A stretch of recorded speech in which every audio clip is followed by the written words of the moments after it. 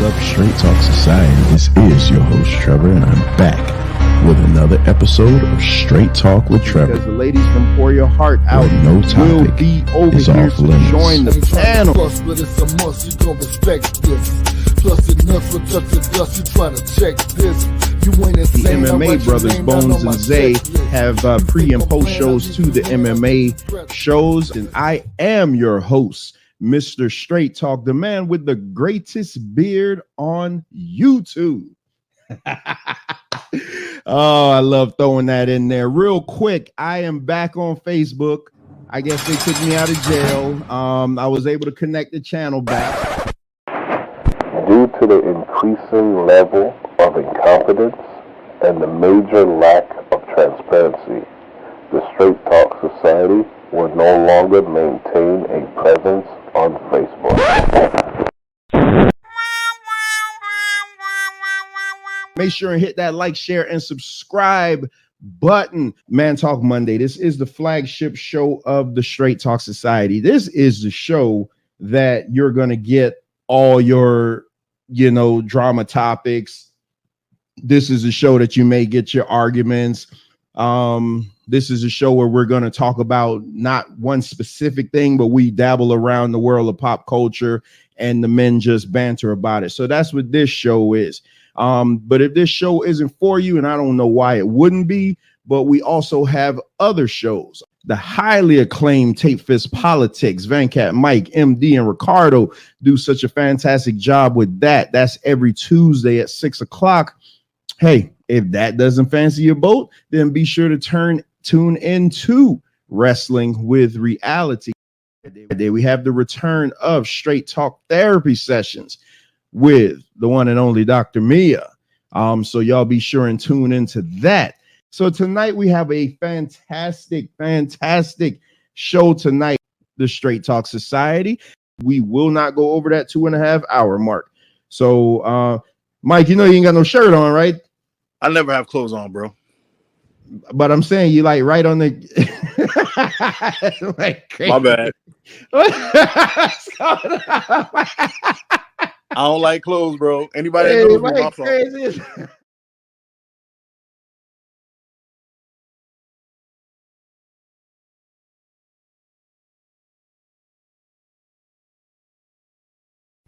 Promotional consideration paid for by the following.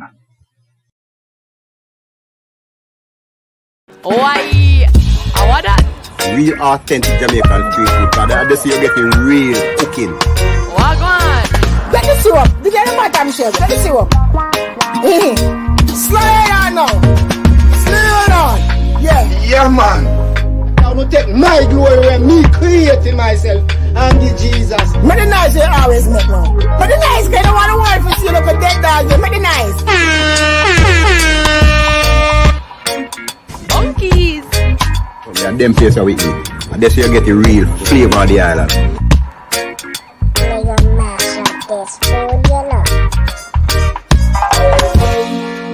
Huh? We can't make a dinner for people. A big dinner for like a whole family. Yeah, but I am me some Dr. What the What the heck? What the heck? I have my mouth. What the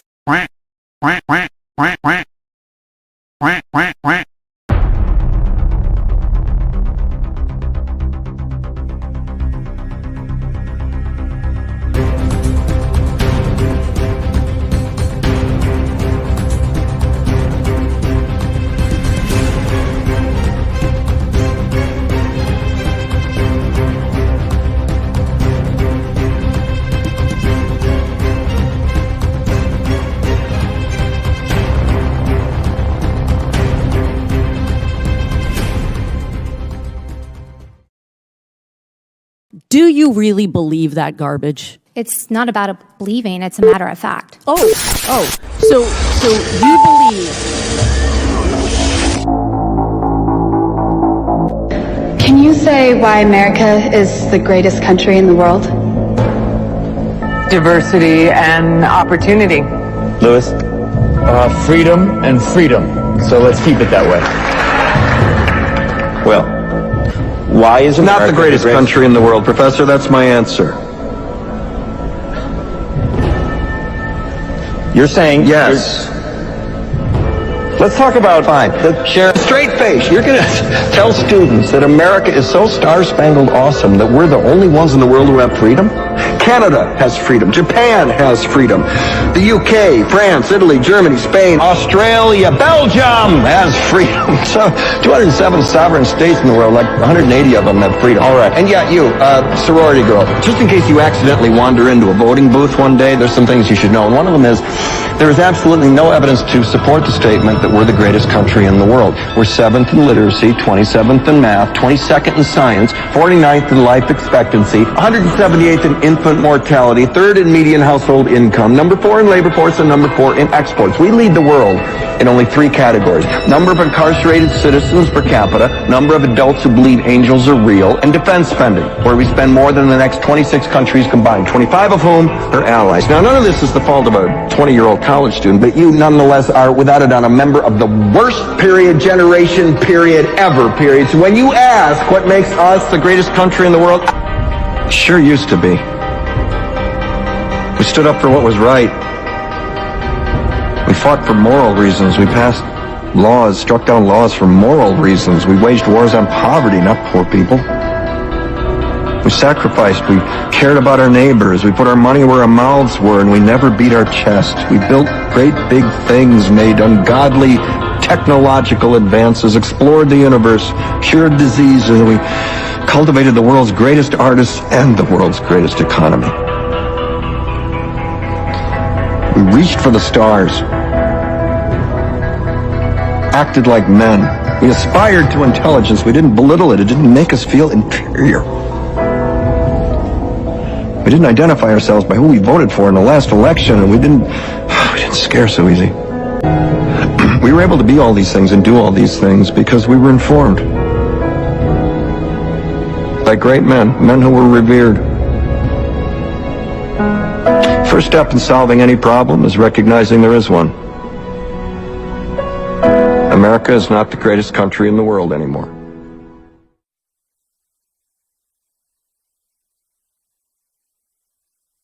Oh, shit. Here we go again. You're full of shit. All right, thank you. No, shush. Shush. In any country, prison is where society sends its failures. But in this country, society itself is failing. I'd like to punch him in the face, I'll tell you. We won the evangelicals. We won with young. We won with old. We won with highly educated. We won with poorly educated. I love the poorly educated. Niggas, you crazy. Grab him by the pussy. I did not have sexual relations with that woman. Stay more tough guy. Yeah. Because you don't know what's going on. Shut my mouth? Yes, I did. Hold it, tough guy. I'm not afraid of physical. No, hold it. Don't sit there and tell me I'm not. There's an old saying in Tennessee, I know it's in Texas, probably in Tennessee, that says, fool me once, shame on you. You fool me, we can't get fooled again. They're bringing drugs, they're bringing crime, they're rapists, and some, I assume, are good people. Stand back and stand by. Will you shut up? Last thing was Olivia Gondak. It says that I wanted to eat her pussy. Olivia Gondak. I've never said that in my life to her. I would never do that. I'm happily married. I've got more than enough to eat at home. Thank you very much. You got to come see us when you come to New York, VP Biden. I will. It's a long way until November. We got more questions. You got more questions, but I tell you, if you have a problem figuring out whether you're for me or Trump, then you ain't black. Okay. I could stand in the middle of Fifth Avenue and shoot somebody, and I wouldn't lose any voters, okay? It's like incredible. I went to an Ivy League school. I'm very highly educated. I know words. I have the best words. We now have a gun on every table. We're ready to start shooting. By the way, maybe you could inject some bleach in your arm, and that would take care of it. This is the same man. That was said sarcastically. That was... Even though they're trying to impeach the son of a bitch. Can you believe that?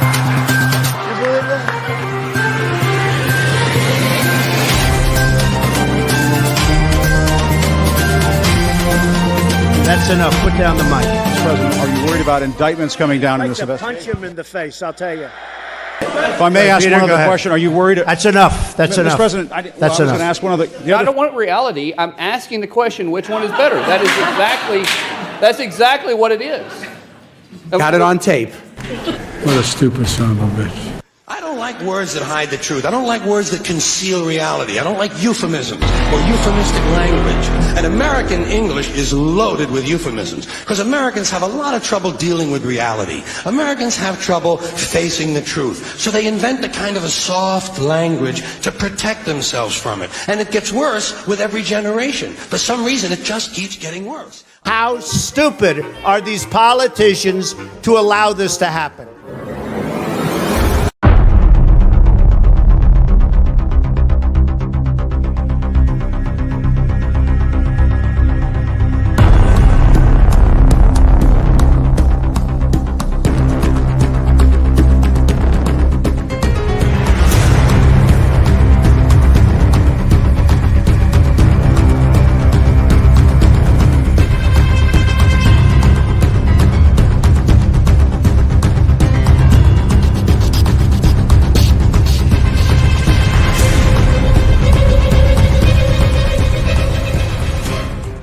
If you want to run your mouth, we can be two consenting adults. We can finish it here. Okay, that's fine. Perfect. You want to do it now? I'd love to do it right now. Well, stand your butt up then. You stand your butt up. Oh, hold on. Big guy. Oh, stop it. Is that your solution, every poll? No, sit down. Sorry, Eric. Sit down. Look at you.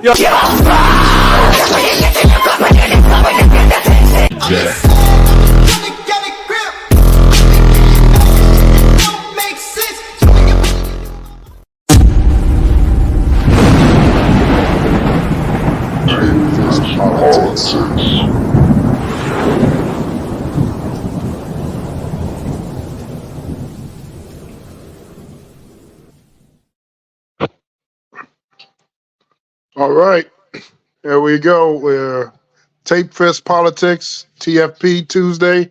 This is Van Cat, and with me right now, I have on the panel MD20. What's going on, MD? Peace, peace, peace. What's happening? What's happening? What's going on? All right, so tonight's episode, we're going to be looking into the recent governor debate that we had between Newsom and Ron DeSantis. Were you able to catch most, if not all, of the debate, MD? Yes, I was. Yes, I was. I put the link in. I know they recently took the full, I guess it was copywritten and they took it down. But yes, I saw the whole debate. Wow. Oh, wait, hold on. Trevor says I'm echoing. Let me see. Can you hear me, MD? Yeah, I don't hear it echo. Oh, okay. Why are you? Oh, okay, I don't know. I got to stop reading Trevor's stuff. Oh, we got Ricardo in the chat. And Ricardo, I dropped the link whenever you're ready to come up. Yeah, it looked like it was a very wild, interesting, and crazy debate. So what we're going to do is we're going to go into some of the highlights here, and we'll come back on the other end and give our thoughts on it. So this is the top story right now for episode 14. Ron DeSantis, Gavin Newsom, governor debate. The debate began with Governor Newsom addressing the question, why debate Governor DeSantis, a presidential candidate, when Newsom isn't even in the race? I'm here to tell the truth about the Biden-Harris record. The governors agreed to a primetime showdown after an ongoing public feud. Newsom highlighting former President Trump's huge lead in the Republican primary. How's that going for you, Ron? You're down 41 points in your own home state. This is a slick, slippery politician whose state is failing. DeSantis took aim at Newsom's record in California on everything from crime and homelessness to the high cost of living, pointing out Newsom's own father-in-law moved away. So I was talking to a fella who had made the move from California to Florida, and he was telling me that Florida is much better governed, safer, better budget, lower taxes, all this stuff. And he's really happy with the quality of life. And then he paused and he said, by the way, I'm Gavin Newsom's father-in-law. Newsom attacked DeSantis for his views on LGBTQ issues and for flying migrants to Martha's Vineyard. I met with those migrants that you lied to under false pretense. That kind of gamesmanship, using human beings as pawns, I think is disqualifying.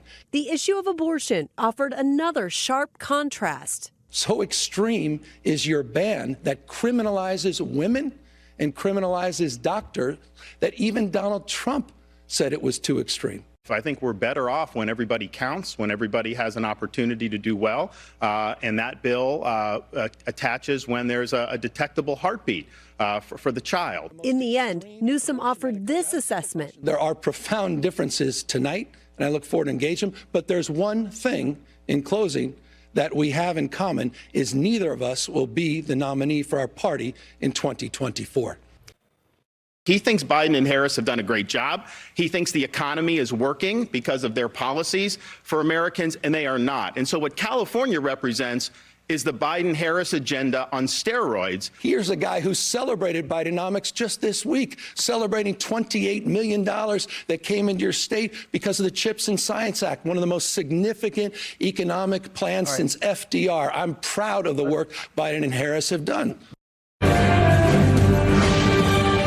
Tonight, fallout from a highly unusual debate. Well, this is an app where they plot the human feces that are found on the streets of San Francisco. And Two governors, only one of them a candidate for president. California Democrat Gavin Newsom and Florida Republican Ron DeSantis facing off in primetime. He's very good at spinning these tales. He's good at being slick and slippery. He'll tell a blizzard of lies to be able to try to mask the failures. The debate, moderated by Fox News host Sean Hannity, billed as a battle between red and blue states, both men clashing on the 2024 race, with DeSantis accusing Newsom of running for the White House unofficially, while also attacking President Biden. Yes, he's in decline. Yes, it's a danger to the country. He has no business running for president. And, you know, Gavin Newsom agrees with that. He won't say that. That's why he's running his shadow campaign. I will take Joe Biden at 100 versus Ron DeSantis any day of the week at any age. And I know Nikki Haley's campaign is asking, when are you going to drop out and at least give Nikki Haley a shot to take down Donald Trump in this nomination? The governors pressed on the issue of abortion, DeSantis declining to say if he'd sign a national 6-week ban, as he's done in Florida. The position that we have from the modern left, including in California, is that they will take your tax dollars and they will fund abortion all the way to the moment of birth. Why didn't you answer or will you not support a national ban if it lands on your desk? I'll answer it for Ron DeSantis. He can't answer it. He will sign that extreme 6-week let me move on. ban. The American people should know that. As the debate came to an end, both governors and Hannity deciding they wanted to keep going past the agreed-upon 90 minutes. Let's just do an extended hour. I'm happy to do it. I guess the debate on the fly will continue on the other side. But after the break... All right, welcome back to Hannity, a red state, blue state debate. By mutual agreement, both candidates had other commitments, and they realized afterwards they couldn't stay longer. And tonight, new reporting revealing the chaos off screen that led to the surprise twist. 4 sources with the DeSantis campaign and one unaffiliated source on the ground telling NBC News Governor Newsom's wife walked onto the set to stop the debate from going longer, reportedly saying, "We're done." A Newsom staffer denying that claim, saying the stoppage was mutual. On stage, candidates sparring about residents leaving Florida for California and vice versa. We spoke to voters on both sides of that migration. Julie Gephardt's moved from California to Florida. In 8th grade, my daughter had a kid who daily would yell at her across campus, telling her that she was stupid for her conservative beliefs. Dalson Marmillion left Florida for California. I'm a gay man. If you're a gay person, you want to live around people who are not inspired by someone who is damaging your community with his rhetoric. You have $6 or $7 a gallon gas. How do they afford that? These are folks that are blue collar people. You're going to force everybody to buy an electric vehicle. How are they going to be able to afford electric vehicles? I don't like the way you demean people. I don't like the way you demean the LGBTQ community. I don't like the way you demean and humiliate people you disagree with, Ron. You have the freedom to defecate in public in California. You have the freedom to pitch a tent on Sunset Boulevard. You have the freedom to create a homeless encampment under a freeway and even light it on fire. You have the freedom to have an open-air drug market and use drugs. The debate was, however, something of a foreshadowing of the case Republicans will bring against President Biden. People used to be able to work hard and get ahead. That is not true under Joe Biden. And the kind of defense Democrats can offer of what Newsom called Bidenomics. 3.9% unemployment, the lowest black unemployment in American history, the lowest unemployment for Hispanics in American history, the lowest unemployment for women in 70 years, the lowest black poverty rates in history. For DeSantis, it was a chance to try to inject some energy into a campaign that badly needs it, as Newsom gleefully pointed out. Joe Biden is sitting on his hands. He refuses to take care of the border. He refuses to hold the drug cartels accountable. This is the vision of Biden, Harris, Newsom. I support border security. I think the asylum system is broken. I believe that we need. I understand that. I'm the only guy here that's a border state governor. You're trolling folks and trying to find migrants to play political games to try to get some news and attention so you can out-Trump Trump. And by the way, how's that going for you, Ron? You're down 41 points in your own home state. Less than a year ago, DeSantis was leading Donald Trump in polls of Republican voters. But he has been losing ground for months, now trailing Nikki Haley. No one will outwork me in this race. And this has been a big week for Haley. She won the endorsement of perhaps the most well-funded conservative grassroots organization in the U.S., Americans for Prosperity. This is a book that's in some of the schools in California. Florida, this is not consistent with our standards, called Gender Queer. Some of it's blacked out. You would not probably be able to put this on air. This is pornography. It's cartoons. It's aimed at children. And it's wrong. So this should not be in schools. Those books, do you believe that's appropriate for school districts to teach kids? Yes or no? Come on, those aren't. It's not part of the curriculum. They're not teaching those kids are that. Those are books that were in school. Hold on. The bottom line is you are on a book banning binge. Your state, 1,406 books, 3,362 in this country. You didn't answer. Florida's what about those books? That's not. We don't provide for K through third grade education, that kind of curriculum. It's just made up. These guys make it up. It's part of this cultural purge. Should it be? Just a what grade would it be acceptable? What I find offensive, Sean and Ron, what I find offensive is a very significant number of these books happen to be LGBTQ books. Joe Biden is in the pocket of the teachers union, and so is Kamala Harris. That's why they fought school openings when he came in there. It's Kamala when they had Harris, that in Ron. there. It's Kamala Biden came Harris, into office Madam and he Vice brought in the President teacher union to be able to.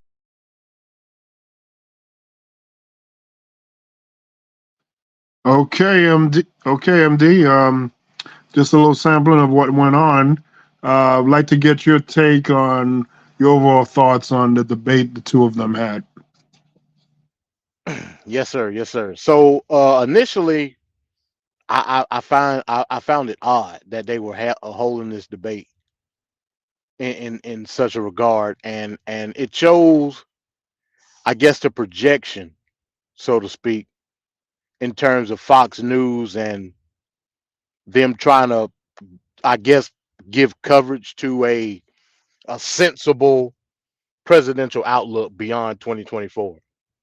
Because again, you know, the fanaticism within the current election that we're in, 2024, has transcended Fox News. So initially, when I saw it, I'm like, you know, this is kind of weird. We got the governor of Florida and the governor of California in the state of Georgia, like holding a debate about national political issues, but referring it to their own state. Like, you know, it was clearly Fox News projecting what they feel is an outlook toward 2028.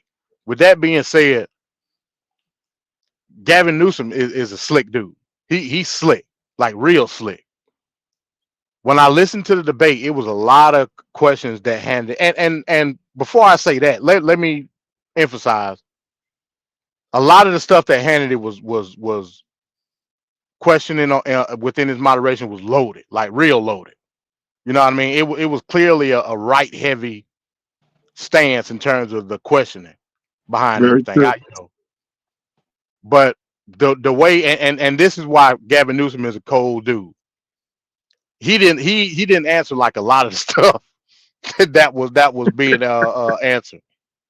The stuff about the homelessness, the stuff about the crime rate.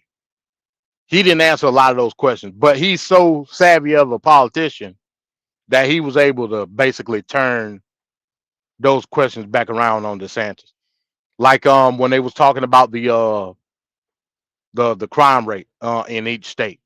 He did it so smooth where he deflected from the question of overall crime within California, which is a higher rate than Florida. You know, let's just keep it real.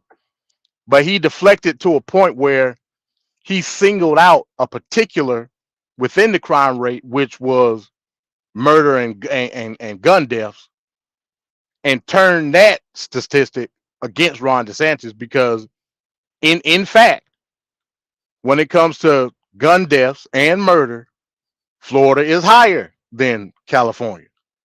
So he singled out a particular within the violence and turned it around and had Ron DeSantis on his face. When Gavin Newsom won the debate, when they were talking about Bidenomics and you know Ron DeSantis was going on his tirade, when he mentioned that Ron DeSantis gleefully accepted the funding from the Chips and Science Act, that was a big moment. That was a big moment for sure. After that, that was a knockout blow. That was a knockout blow. And Ron DeSantis, he couldn't say nothing. He was like, you know what I'm saying? Like he knew it. He was like, damn, he got me. You know what I mean?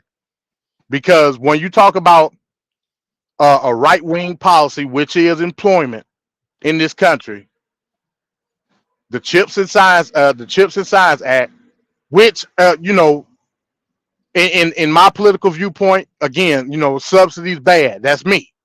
But I'm not going to shy away from the fact that subsidy funding that's given to these big tech corporations are a solidifier for a state to bring jobs to a particular area. I can't deny that. There's nothing I can say to deny that. And Ron DeSantis knew that, and that's why that was the knockout blow. Another one, Ron DeSantis, I don't know, like he's just so awkward to me. Go ahead. Speaking of awkward, take a look at this. So that's Ron DeSantis trying to smile during the debate. That's why. He got this weird smile. He do this. It's almost like his head can't stand upright on his neck. He do this weird nod, and I'm like, what's wrong with this guy? You know what I mean? He has a history of just being awkward in general, and he just does not know how to genuinely smile. He just doesn't know how to do it. Yeah, I have no idea. But overall, Gavin Newsom, even though Gavin Newsom deflected on a lot of stuff, I won't sit here and deny that. But again, his savviness, his political wherewithal allowed him to basically rebound a lot of the stuff that was being asked and put Ron DeSantis in a spot, so to speak, and Ron DeSantis didn't have an answer for it. The holding the picture up of the one of the excerpts of the book and the picture of the feces, like bro, you weird at the end of the day. Right. Why would he bring I thought he heard himself doing that. Yeah, more you so weird. than that was so odd to me to see that. I was like amazed. Right. Oh my God. Yeah. And overall, Gavin Newsom won. Oh, okay. Yeah, I mean, and Gavin Newsom, like you said, slick politician, a veteran, knows how to maneuver, knows how to talk, knows how to pivot, and he has skills. And then he has charm. He has a personality. He looks like he should be on GQ magazine. You know, he has all these things going for him. Now, imagine if Trump, had those qualities where he can do these other things. But that's the thing. In the future, there could be a Trump-like person with the qualities to be a masterful politician and really be real dangerous for the country. But one more thing, another knockout blow Another knockout blow was when they were talking about illegal immigration, and Gavin Newsom pointed out the fact that he voted for the policies from John Boehner and Obama that were the preamble to open border. He voted for that stuff. He killed him with that too. I was like, yeah, he killed you. So basically, Gavin Newsom exposed that all of the policies that DeSantis is bringing out in Florida now is just a boost pack, so to speak, in terms of MAGA policies to try to gain favor of that particular voting bloc. And he's failing to do so. And he's like Newsom said, he's trying to out Trump. And as a result, that was a cold line too. Yeah, and as a result, you're making yourself, I mean, essentially look stupid. And the voters know that. That's why you're doing so bad in the polls. So would you say that Gavin Newsom kind of exposed Ron DeSantis, or he just 100%? He exposed. Yeah, 100%. And I agree with what he said. Hey, just drop out and give it to Nikki Haley at this point. Yeah, exactly. Nikki Haley's running things right now. It's just crazy. Oh man, yeah, Ron DeSantis, man, it's pretty much a done deal with him. He's kind of in the way, and yeah, he needs to just move away so somebody else could take a legitimate shot at Trump. So at this point, do you think that this debate help, or just was indifferent for Ron DeSantis? It hurt him. It hurt him. Again, he's trying to go the extra mile to try to gain favor, but in actuality, all he's doing is making himself look bad, appearance after appearance after appearance. And it. As far as Newsom, again, I'm not a big Newsom guy. I commend what he did. I commend what he did with the reparation stuff. I don't think he did enough, but I commend what he did on the fact that he made the task force. He dipped his toe in reparations, but I don't think he wanted to go full in. You know what I mean? He made a lot of. He stuck his head out, I'll say, so to speak, in terms of defending the Biden administration. I think ultimately, again, I gotta agree with DeSantis on this. I won't necessarily say a shadow campaign, but he is prepping himself for 2028. I'm gonna keep it real. I fully expect Newsom to be the Democratic candidate in 2028. I'm still in my fully point. Expect. My bad. Oh, I ain't even know you was on here, Ricardo. My bad. Said enough to come in, and then you just. Yeah, you got it. All right, Ricardo. So, what's your take on the debate in general? All right. So, hey, fellas, hey, T-Fist, politics viewers and listeners and whatnot. Yeah. So I got into when the video started to play. Look, if there was ever a moment where I don't know who is the advisors to DeSantis, because boy, when I tell you, it is not looking favorable right now, and I will go on record and agree with MD here. I think this debate literally killed your campaign. I don't know who told him to go do it.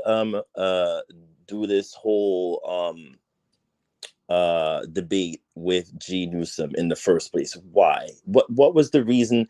You had a run. You were basically doing a whole run for campaign for president. Why would you then do a governor's debate? Are you still planning to be a governor? Like, you can't have your cake and then want to eat it too. Like, it doesn't work like that. It's either you're going to run for president and then bow out of the gubernatorial race, or you're just going to bow out of two. But in the end, watching the debate, G. Newsom literally slaughtered DeSantis in such a way where the next day, I think I was reading a USA Today article where they're like, it was abysmal just watching him stand up there and just look like he was completely like either confused, lost, or just couldn't get a grip on him being just bombarded by Gene Newsom. I don't know what that was, but I just thought that literally killed his campaign. At this point, if you're trailing Nikki Haley,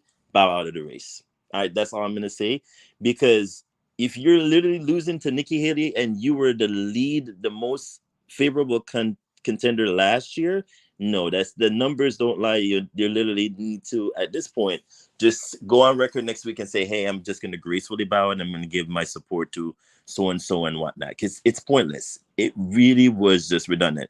G. Newsom brought up a number of points, but one of the things that still annoys me is the crutch of, I'm going to use the minority vote, whether it be, or the Hispanics do this, or the black vote do this, or the black people have the lowest unemployment. Stop using crutches. It's so annoying to me. It aggravates me every single time they do it. It was one of the things that really grinded my gears with Newsom when he was like, oh, and again, he is, I agree with you, MD. He is prepping himself, because it was just like, oh, looking at him from the lens of what I was seeing, he's looking to gear up himself to either run for president, or he's trying to get some kind of cabinet role somewhere when the next election rolls around. So it seems favorable in that sense, where he was just like going for Biden and Harris, and it was just like, this is the Bidenomics, and this is so and so, and it was just like laying the groundwork. And I was like, what better way for the president right now to sit back, relax, and watch and go, hey, he's just doing me a huge recommendation favor. I don't even have to do the squad at this point, because he just literally just laid out all my plans for me. That's literally what G. Newsom did. And with the CHIPS Act, I mean, come on. If you didn't know, California has the semiconductor capitalist thing going, where they literally have all of because the whole point of the CHIPS Act was to kind of be like they started this whole, if you guys remember, there was this thing where China was way ahead with the AI wars, which was like this thing where everybody was saying, come on, America, you got to wake up now, because China is way ahead of you. They are going to be in a huge gap state where it comes to like AI. They're going to be artificial intelligence. If we don't start investing now, we're going to be way behind. So they passed the CHIPS Act, and of course, California benefited, because Silicon Valley is where? California. So in his state, he's benefiting a great deal from that one act. I think it's like how much? Like $106 billion, I think they said they put into it. So he's literally reaping the benefits of the CHIPS Act that they passed. So, I mean, all those things that he laid out and literally started like bombarding DeSantis with, DeSantis couldn't like hold a ground. He was just like keep deflecting. And then this whole flip-flopping thing where, oh, the people are leaving your state, but no, they're coming to my state. No, they're going to your, like, it didn't make a damn difference. People are moving all over the damn continental US because inflation is high and they can't get a grip on, prices of whether it be mortgages, homes, any damn thing that you want to buy now. Everything is expensive. So it didn't make it, it really made a difference. To me, when they were arguing that point, it was kind of a mute point. And with that being stated as well, Florida actually bypassed California as the most expensive place to live. And I kept bringing this up when we were talking about this, a couple months back.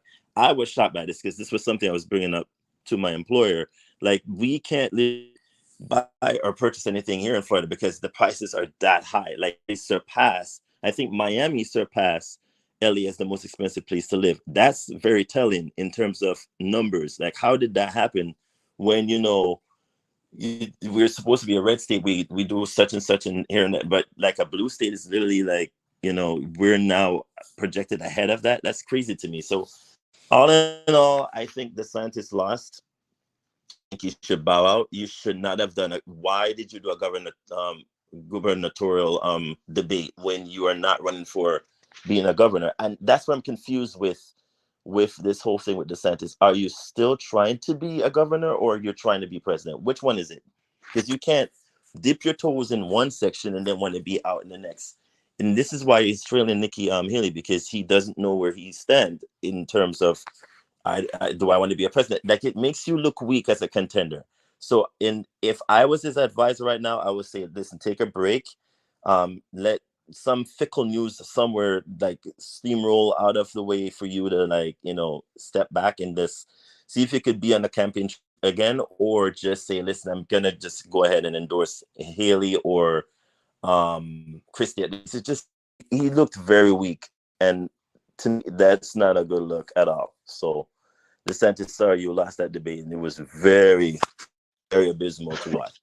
He put up the Cringy. he put the face of, yeah. Hey, let me ask you guys a question, because y'all Floridians. Just so I can have more understanding. Like, in layman's terms, explain to me the tax system in Florida when it comes to income tax and sales tax. Well, we don't have a state tax.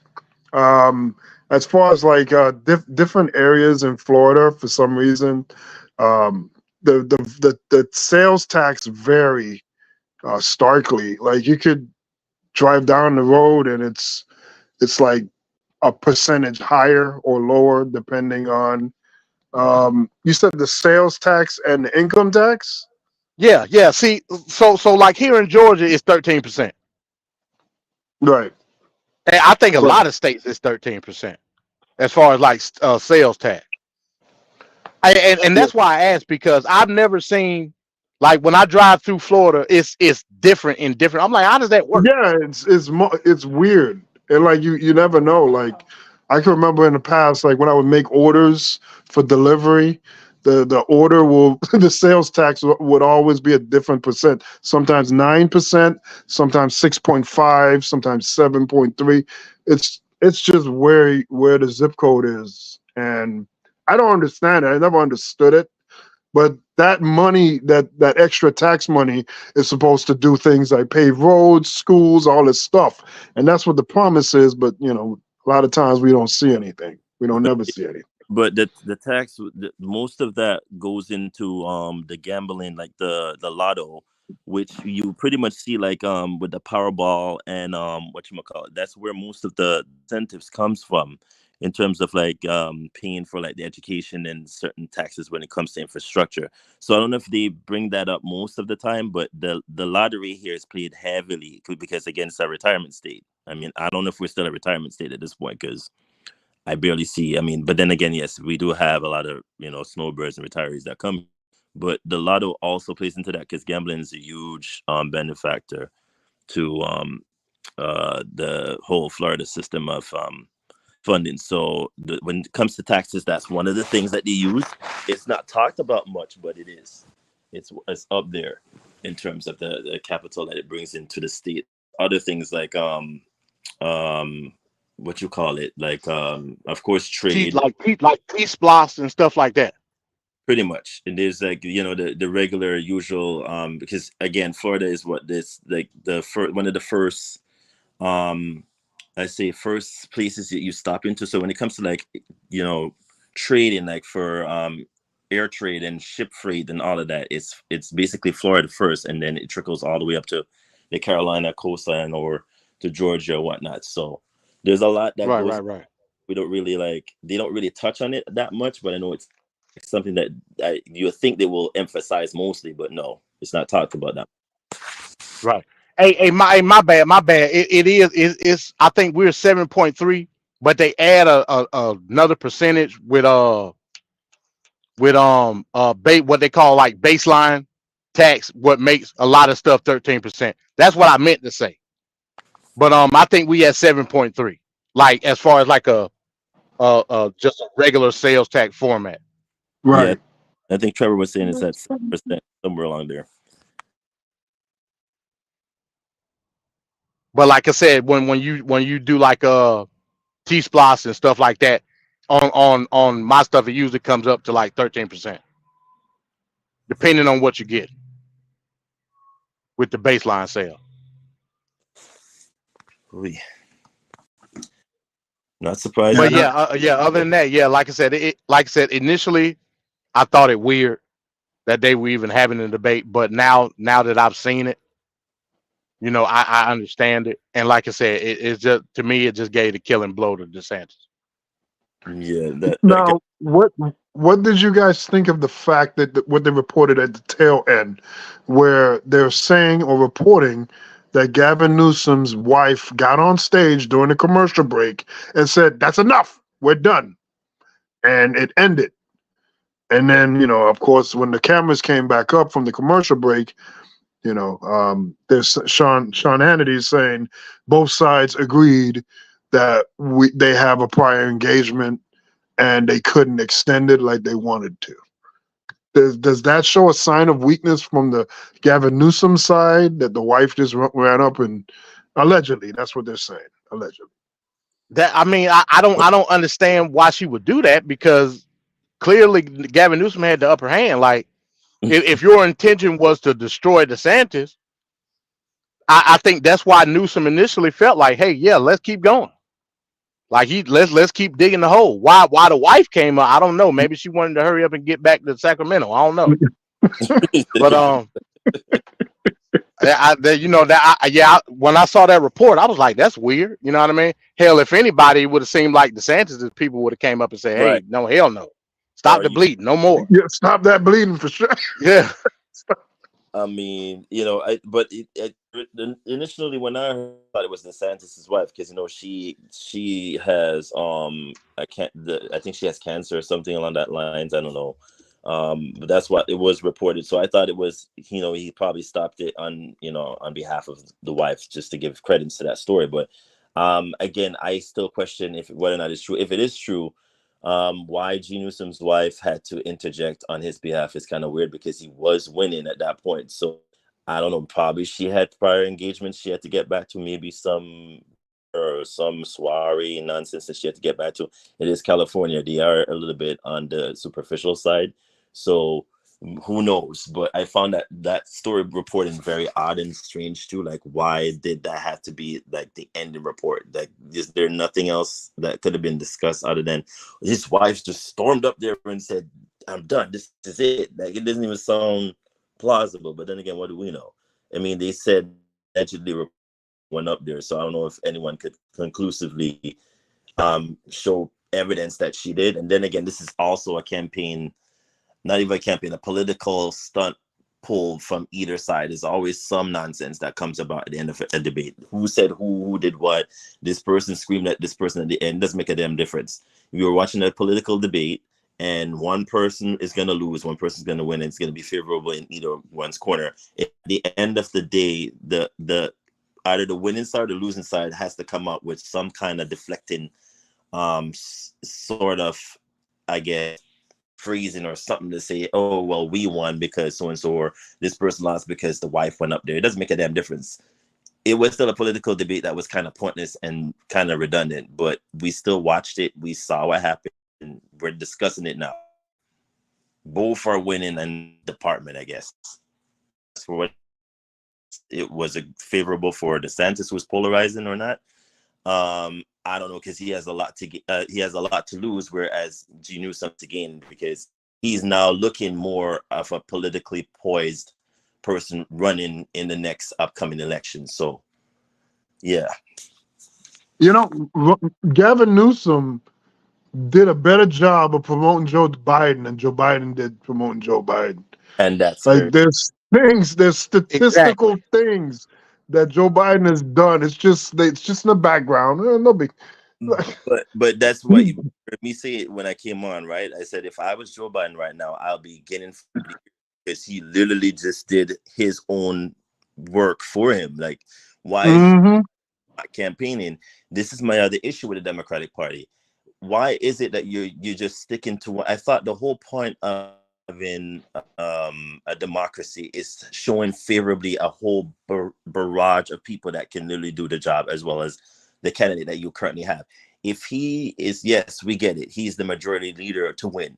But what about the other people that are in the background that still has the credentials of doing the same exact that he could do? Why are you not pushing them? I think that they're still in this phase, and we've seen it with Hillary, we've seen it people where they're like, oh, this person's gonna win, so who cares about whatever else? And then when the Godsmack reality hits, it's like, wait, he was winning or he was winning by such and such. You still forgot that there's other people that will come out of the woodworks to do the voting, and you still didn't try to attentively attract them. That's the problem. You the whole onus of you getting a certain demographic or of people to vote is to include them, and inclusivity is important when it comes to voting. If I don't feel I'm a part of any voting block, I'm just going to go with whatever is projected for me to vote for. And that's the issue that the Democratic Party has. They keep using the same exact formula every single time as a crutch. Whether it be the minority, whether it be the black, whether it be the... I'm surprised Chinese vote this time. California is filled with a lot of people from Asia. They use the same influential vote every single time, the Hispanic and the black. Why? It's like a crutch. Why you keep consistently saying the same thing over and over again? It's kind of tiring. There's other things you could say and do that could be beneficial to the party, campaign block, but they refuse to do that. And they still tug at everybody's heartstrings with that. It's kind of redundant. Just like every black person that votes doesn't necessarily have to be Democratic. It's the same thing that applies to them. Right. And right. All this comes down to the DNC. Why is the DNC doing this? Like, what's the point when we see a clear representation of a better candidate in Gavin Newsom? Why is the DNC saying Biden is our guy? Even to the point, and I don't know, I like to jump the gun, Venkat. Y'all state, Florida, the Florida DNC just came out last week, and I don't know if we discussed this or not, but they are not holding a Democratic primary election in the state of Florida. That's crazy to me. Crazy. So they've already made up their mind and saying, look, it's no point of holding a Democratic primary in the state of Florida. Biden is our guy. That's insane to me. Yeah. It is. Cenk Uygur from Young Turks, he's running for president. He has a long shot of getting it. But one thing he did say, he said, whenever you have primaries, that side usually does well going into the election because all eyes are on those debates and they're able to fine tune their message and they're getting all this coverage. And it happened in 2016. There was a Republican debate, happened in 2020, so on and so forth, where the side that had a vigorous debate had a great chance of winning the whole, election. So they're doing the laziest option, which is to just, we got Biden. They're just so I don't know. They're coasting. That's what they're doing. They're coasting. Once upon a time, remember when debates used to be like the one go-to thing that everybody would sit up for prime time just to watch and be like, okay, we're just gonna sit here and watch, and then you walk away saying, okay, I think that person would win, or this person kind of swayed my vote because I wasn't looking at him that certain way, but now I'm looking. Now it's like it's just fodder, which is like really scary for me as a person that is kind of inclined politically. Viewing certain things, I just don't see it having the impact that you usually would have, and that's why I was saying, for me, watching the GOP portion of the political debates, it's kind of like, what's the point? Because it seems like that the side has made up their point, their mind in terms of picking Donald DT, but then it's also applicable in the same sense for the Democratic side. They have already made up their mind. They're like literally saying, hey, Joe is the person that we're going to pick, and we're going to use other people to then do the framework of pushing his agenda without him even saying anything. That to me is a problem. He should be going out there and campaigning. When was the last time we saw him campaign? And that's the question. He's been campaigning for Israel. He's been for the Middle East a lot, for primarily for Israel. So I'm kind of concerned now, what is the agenda that you have? Because you're now approaching January and we're now heading into 2024. Yet you lay the framework, and this is my issue with the DNC, and I can't stress it enough. If you're going to rely on the black vote this time around again, and then say, oh, you're not black because you don't do such and such, or you're not, that is not going to work. Because I think if we're not mistaken, we've seen a lot of black people come out of the framework and say they will vote for Trump. So be very careful with that calculation there, DNC. It's not going to work. It's very scary for you. So I need them to get up there and start laying the framework and do your actual due diligence. Stop relying on the tactics that you've always been using, where if you don't vote for this, then black people are not going to get this, and this unemployment, and there's going to be a crime. This it's getting out of hand. Like, please stop. We're smart enough now to figure out, through your BS, your bullshit is not going to work this time. It really isn't. Handicap campaign is what he doing. He got everybody else doing the work. That's very true. That's very true. It's like that Sith Lord. I forgot what his name was. The guy above Darth Vader. He's just in the background, all old, and he's just pulling all the strings in the background. You're talking about Palpatine. Palpatine, right. I'm so useless. That's Joe Biden right there, man. Oh man. All right, so we're gonna keep watching this. It's just interesting stuff. This debate, to me, just came out of nowhere. I guess they had a little beef going on, Gavin Newsom and Ron DeSantis. So at some point they just said, "Hey, let's just debate." But to me, I just thought, wow, where did this come from? Now, isn't the Republicans going to debate tomorrow? Isn't that Wednesday? I'm gonna have to look into that. Yeah, because I didn't know they was having another one before the year was out. Yeah, because they were saying that Chris Christie may not qualify, and Chris Christie said, "I'm going to qualify." And I just saw before we went on the air that he is on the is 4 people that's remaining, and he's one of them. So you said they're dropping like flies in the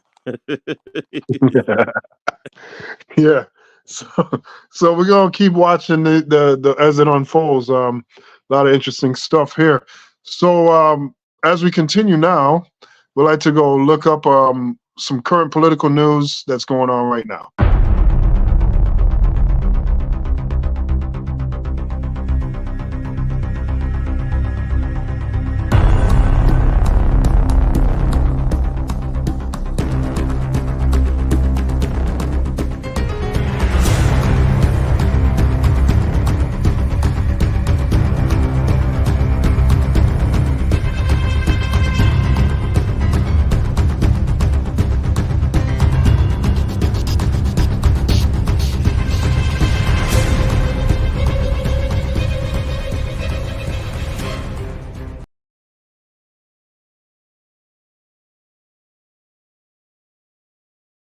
The United States Constitution makes it very hard to expel a sitting member of Congress. Quote, each house may determine the rules of its proceedings, punish its members for disorderly behavior, and with the concurrence of 2/3, expel a member.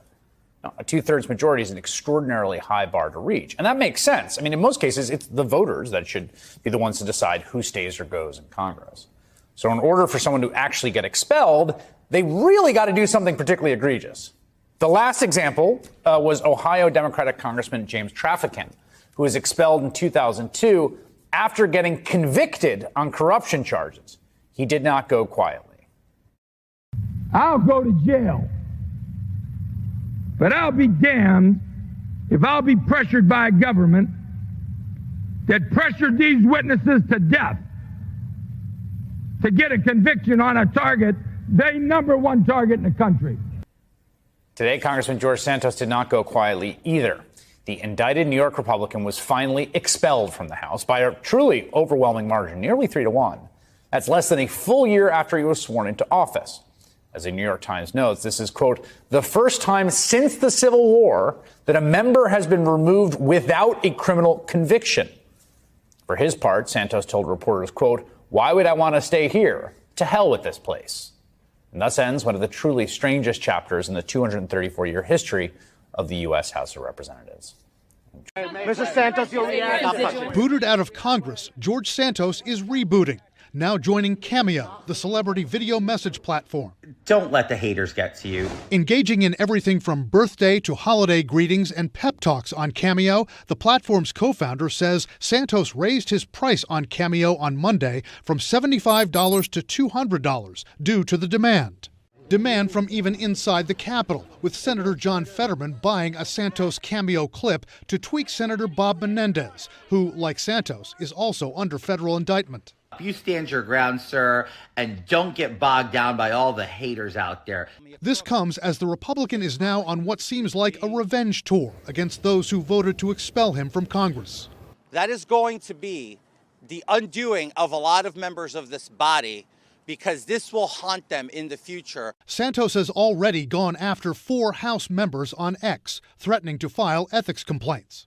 Usually you see revenge as this sort of dish that they do more privately, and they find sort of a moment where, to serve it cold. But here, he's serving it hot, he's coming on Twitter, and he's definitely trying to make a bomb and make an explosion with what he says.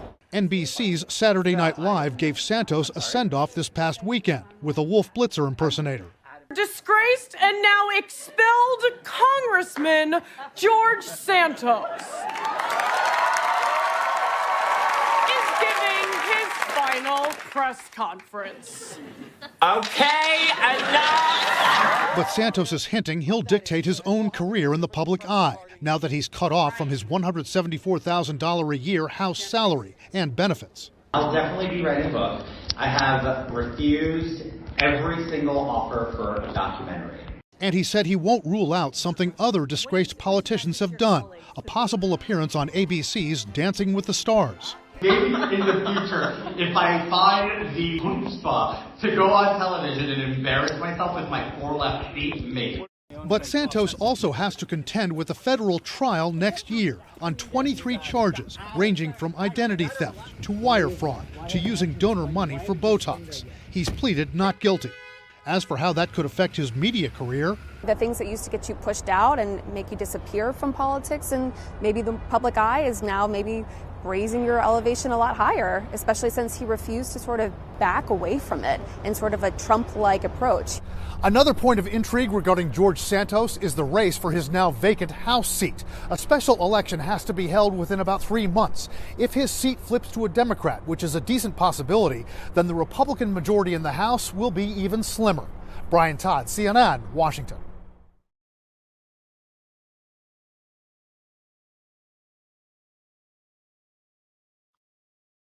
All right.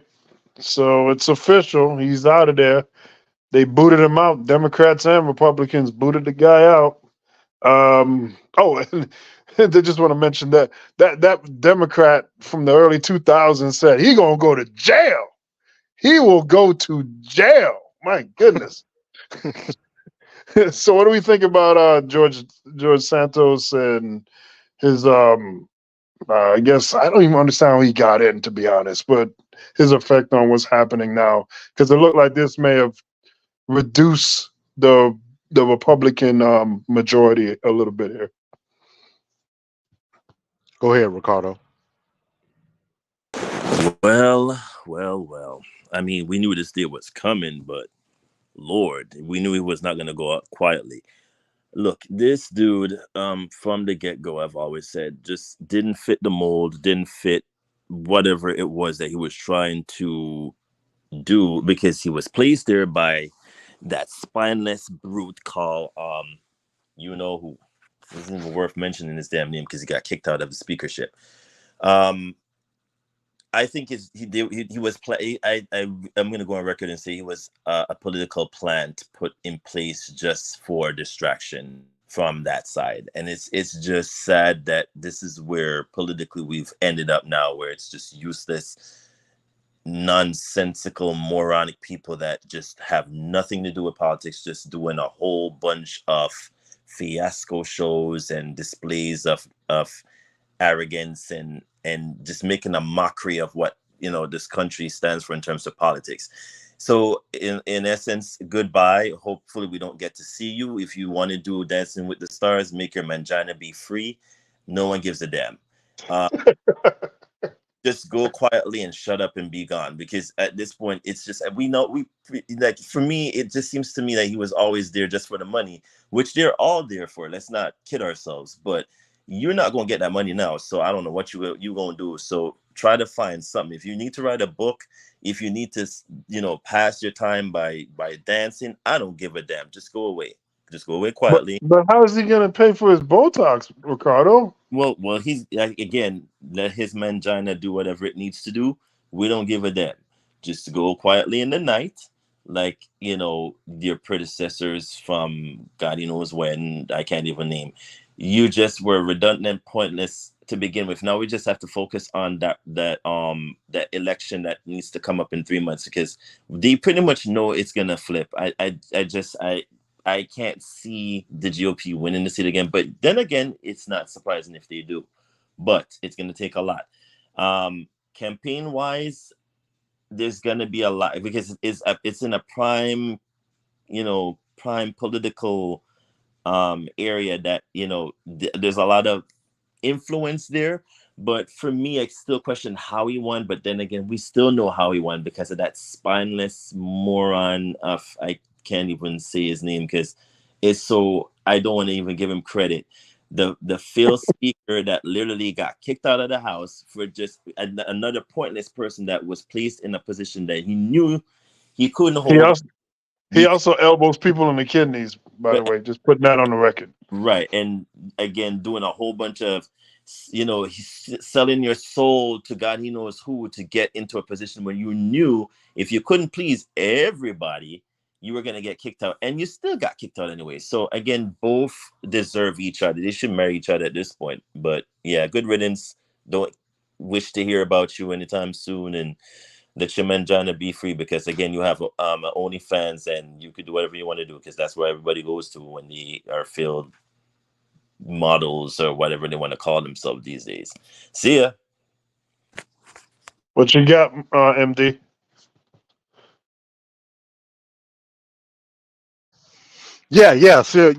So a continuation of what we was talking about last week, we pretty much already knew that this was going to happen. In my opinion, based on where his congressional district is at, and I believe it's Long Island, I can almost guarantee that it's probably going to turn back blue. His seat, and I talked about this last week, his seat was crucial to the Republican Party. And I kind of take what Ricardo said in terms of maybe he was a plant, because just think about it. Like, let's all put our tinfoil hats on for a minute.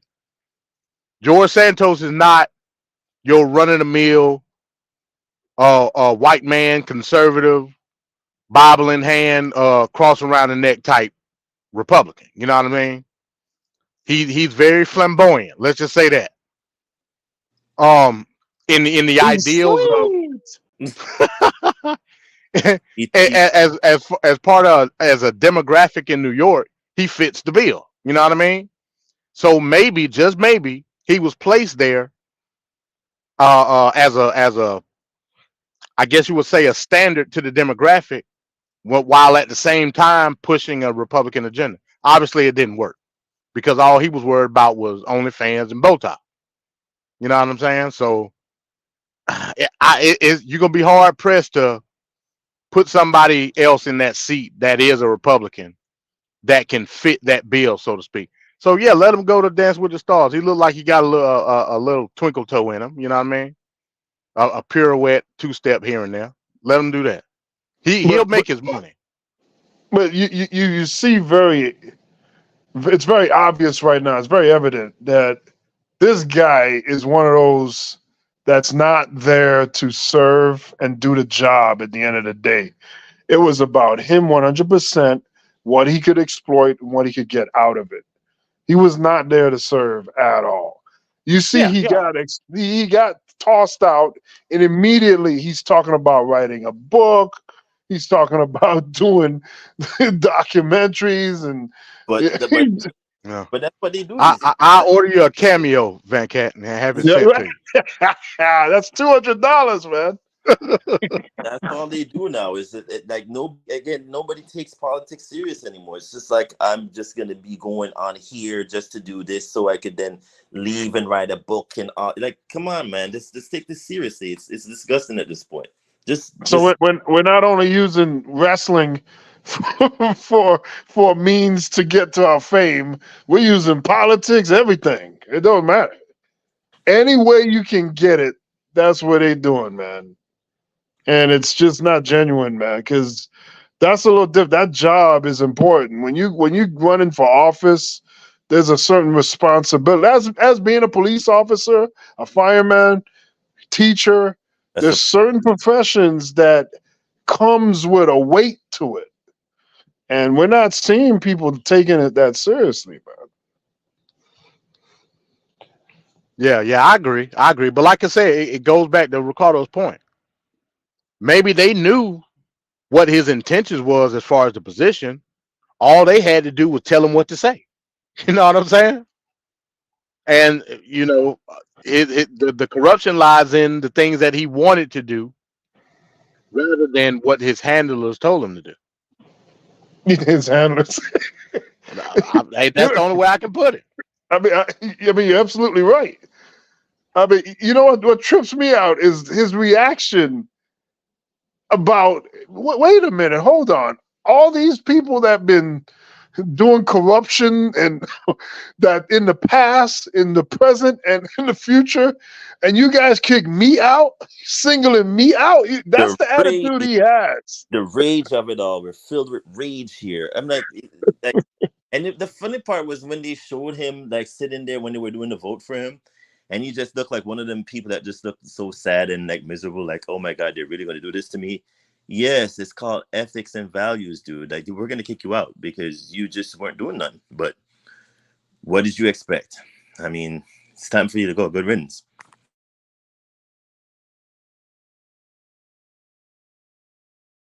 Well, this guy could have definitely been a lame duck.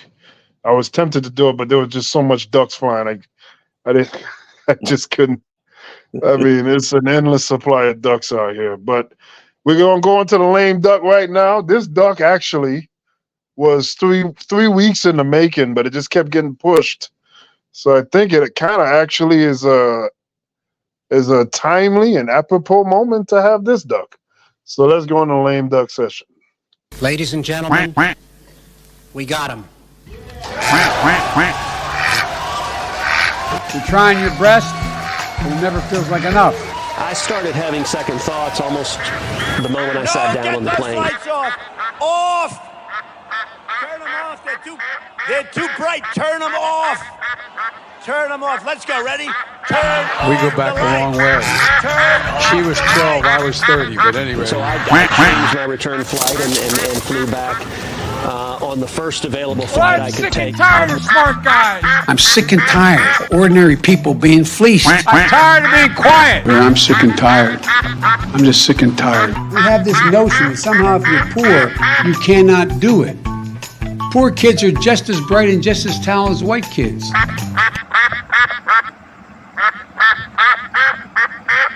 With great power comes great responsibility.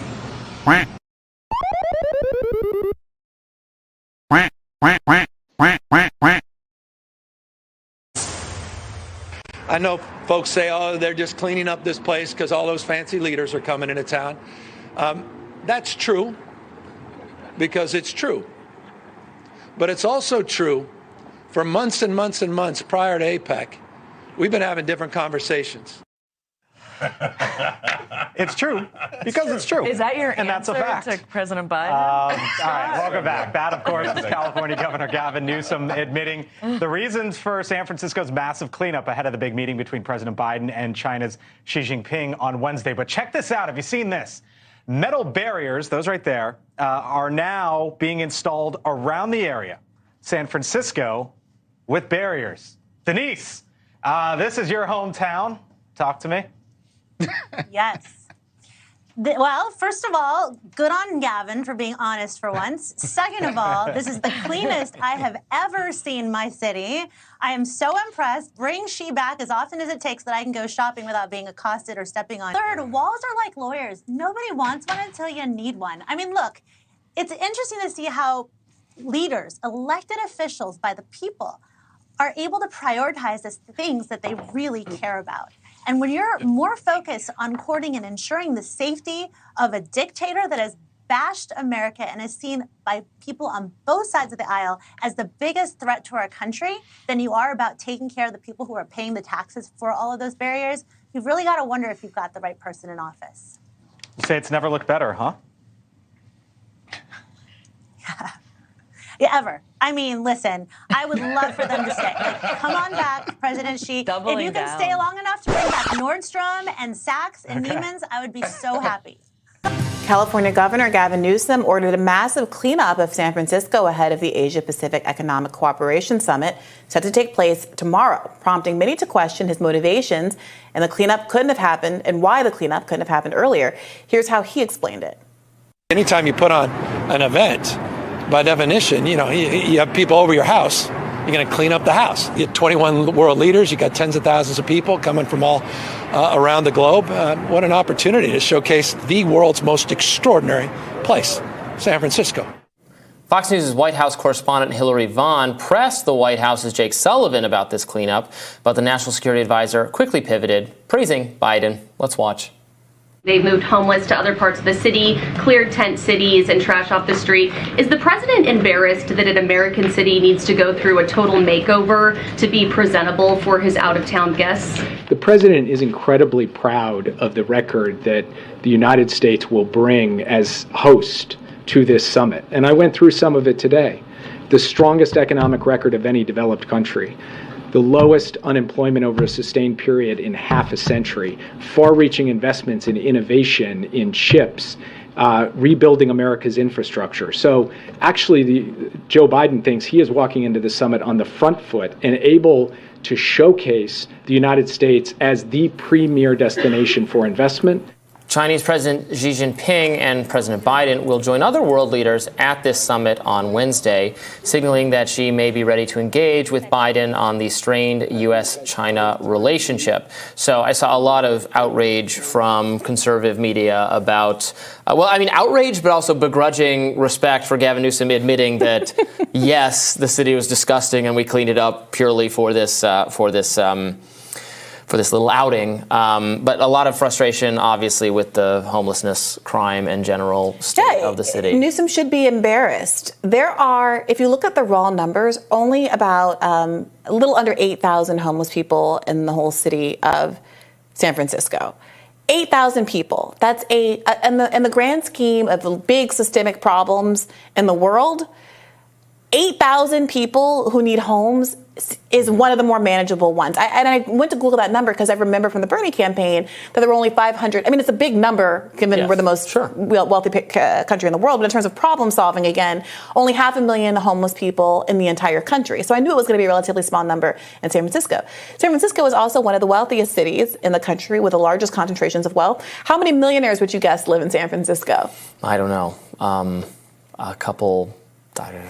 Thousands, tens of thousands. What if I told you it was hundreds of thousands? All right, hundreds of thousands. So it's home to 285,000 millionaires. Mm-hmm. I don't know how that's possible.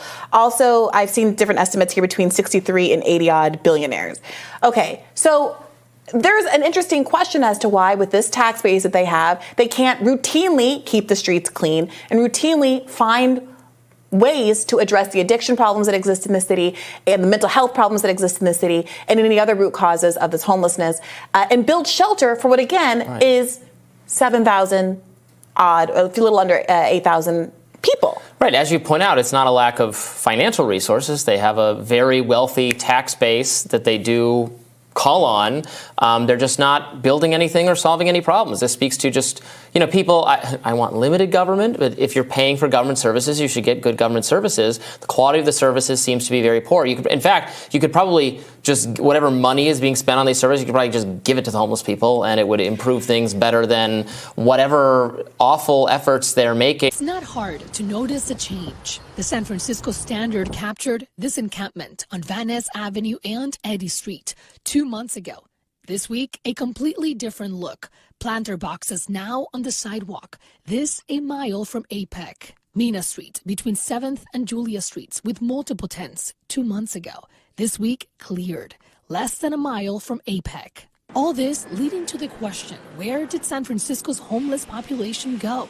We found many of them on Willow Street. Where were you before being here on Willow? Harrison and 5th Street, down the way a bit. Before APEC, Cody had set camp 2 blocks from Moscone Center.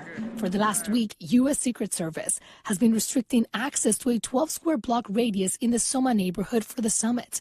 Cody said city workers showed up and offered him shelter. He took it. So did the city move you?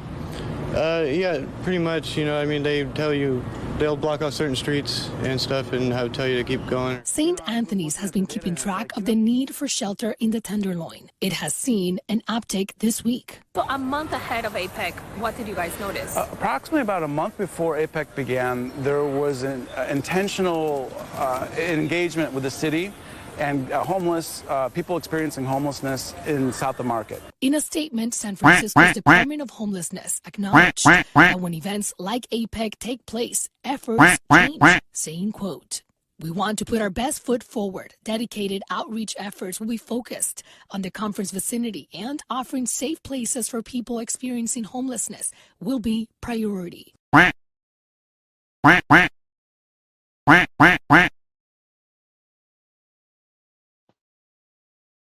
All right, there he is. Let's put the spotlight on Gavin Newsom, lame duck number 15. This week, the human trash bag of the week here. Yeah, Gavin Newsom. What are our thoughts here about this stunt or act? We can't clean up the streets in San Francisco or LA or California, wherever. We can't do it regularly, but when big, wealthy outside interests come in, then we're magically doing these things. MD, what is your thought on this? Yeah, so it goes to show you where priorities lie, and it's not a Republican or a Democratic issue. When there's money to be made, you will go the extra mile to make sure that you can secure that bag. And that's what they did. This is not a phenomena that's concentrated in California. This happens all over the country. Whenever if there's a convention or a national event that's happening, this is a regular occurrence. You clean up so you can make sure that you can be presented well. The issue, particularly in San Francisco, is just like they said in the clip there. There's an exorbitant amount of wealth in the city of San Francisco, exorbitant amount. Where are you using how are you allocating the funds when it comes to citizens' taxes in San Francisco? Because it's obviously not going to the homeless population. Now, when we talk about homelessness and what needs to be done and how can we rectify it, in my political viewpoint, how I always say it, I don't necessarily believe that the allocation of resources should be dealt with in a governmental basis. But when you have such a crisis, an epidemic, so to speak, you have to rectify it in some form of fashion. Gavin Newsom don't care about that. You know what I'm saying? Gavin Newsom cares about his numbers, and he will give the impression that he's all for what they say nowadays, the DEI and inclusiveness when it comes to the overall populace of California. So in that aspect, are we talking about a diversity issue, or are we talking about, to your point, Venkat, a classism issue? I would argue that, to some extent, building it off of classism is the interpretation of not allowing certain allocations of funds to be the priority in the rectification of that class. Now, you can mask that with DEI, diversity, equality, blah, blah, blah. That's why Gavin Newsom was able to say what he said in the debate about the employment rate of blacks and Hispanics and all of that. Not dealing with the issue of the homeless situation that DeSantis brought up. If we're gonna look at tax for what it's there for from a city level, not a state or a federal, from a city level, we know a lot of those taxes are being based on property tax, blah blah blah, this that and the third, and that goes on to tax breaks in housing, as far as property tax, education, blah blah blah, this and that. There is no situation where that goes to the homeless because it's not structured that way. You can make the argument that it needs to be structured that way. I give you that, but that's all I got.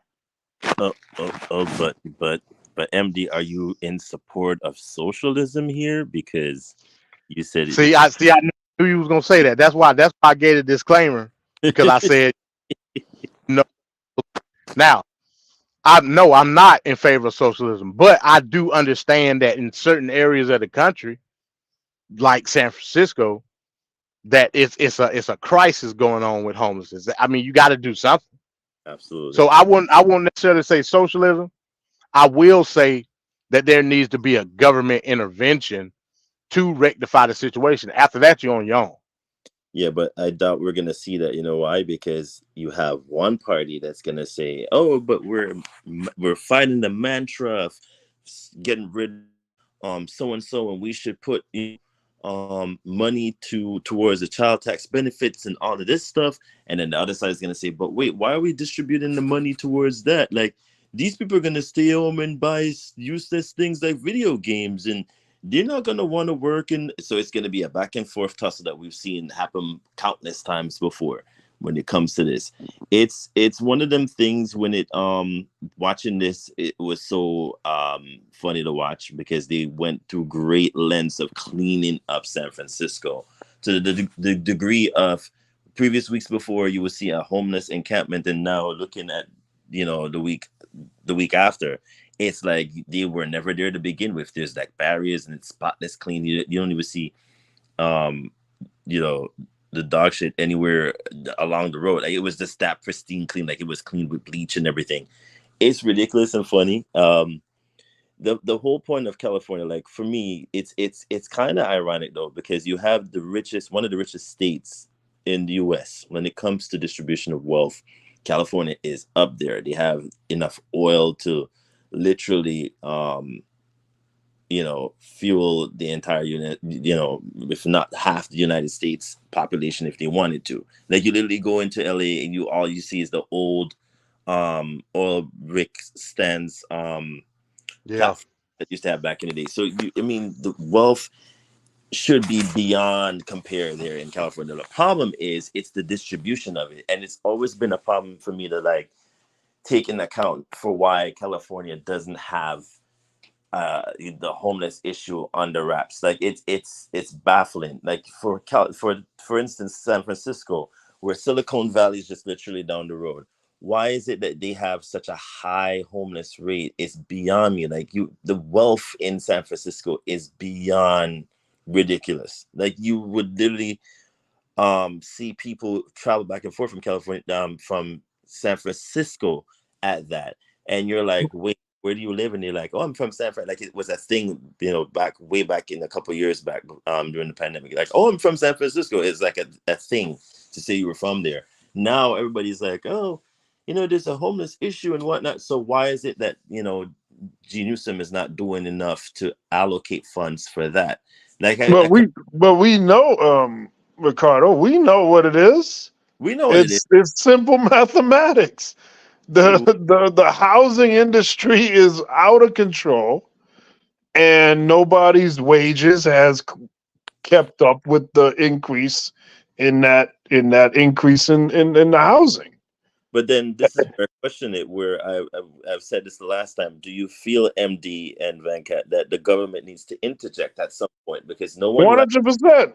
The government, not everybody likes an interjection from the government, because let's face it, nothing good sometimes come from them, inserting themselves where they don't need to be. But with that being stated, once again, if you take into account of both sides' argument, they're gonna say on one side, oh, but we don't like socialism. Like, why is it that we're taking our hard-earned money to like go help somebody who should be able to like fend for themselves?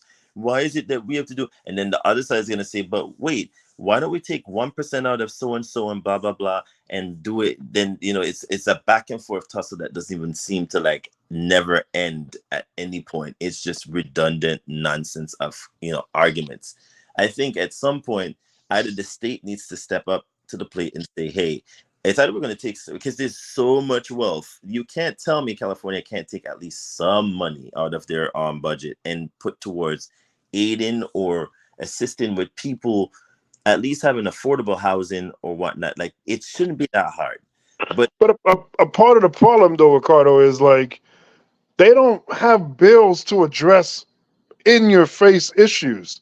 Like, for instance, why are we allowing foreigners, Asians or whatnot, and other people from other areas to come into the country, buy up land, buy up buildings, and then you're creating a shortage in an already compromised supply of housing to begin with?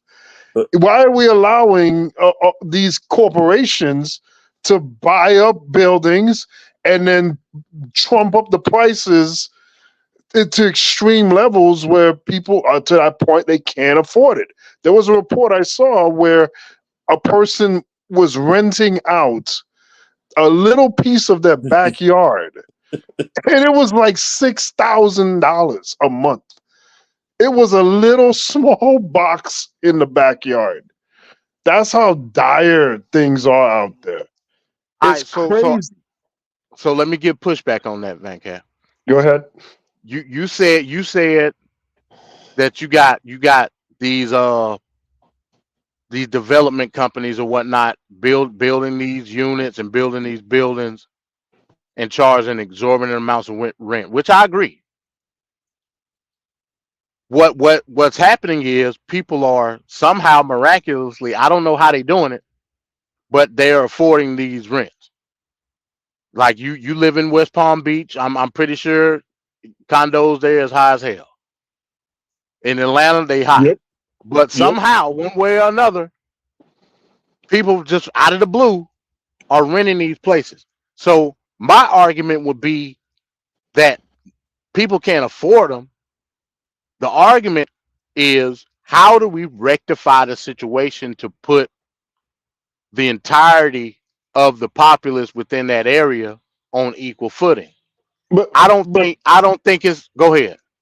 Well, I just wanted to say, it's not really what it is, what we're seeing, right?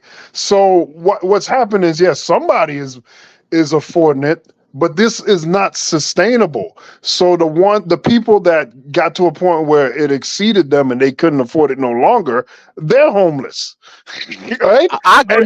And then somebody from out of state, and then somebody from out of state that had maybe better wages and whatnot from where they came from, they move, and then they stay there until at one point they are homeless because it exceeded their wages. This is not sustainable, and it doesn't make sense because it's probably the least productive way to run a society. You're creating people, in a situation where their major downfalls they're going through in their life, and now they're not being productive in the workforce. They're not being productive as people. Now they're going down deeper rabbit holes, drugs, mental health, all these things, and their life just took a turn that it wouldn't have otherwise if they would have been able to be a functioning member of society. You can't have people scratching and fighting for just basic amenities. Having right to food, water, shelter, those are your basic necessities. Those are not luxuries. That's necessities. And if you can't have that or command that at the most basic level, you failed as a society.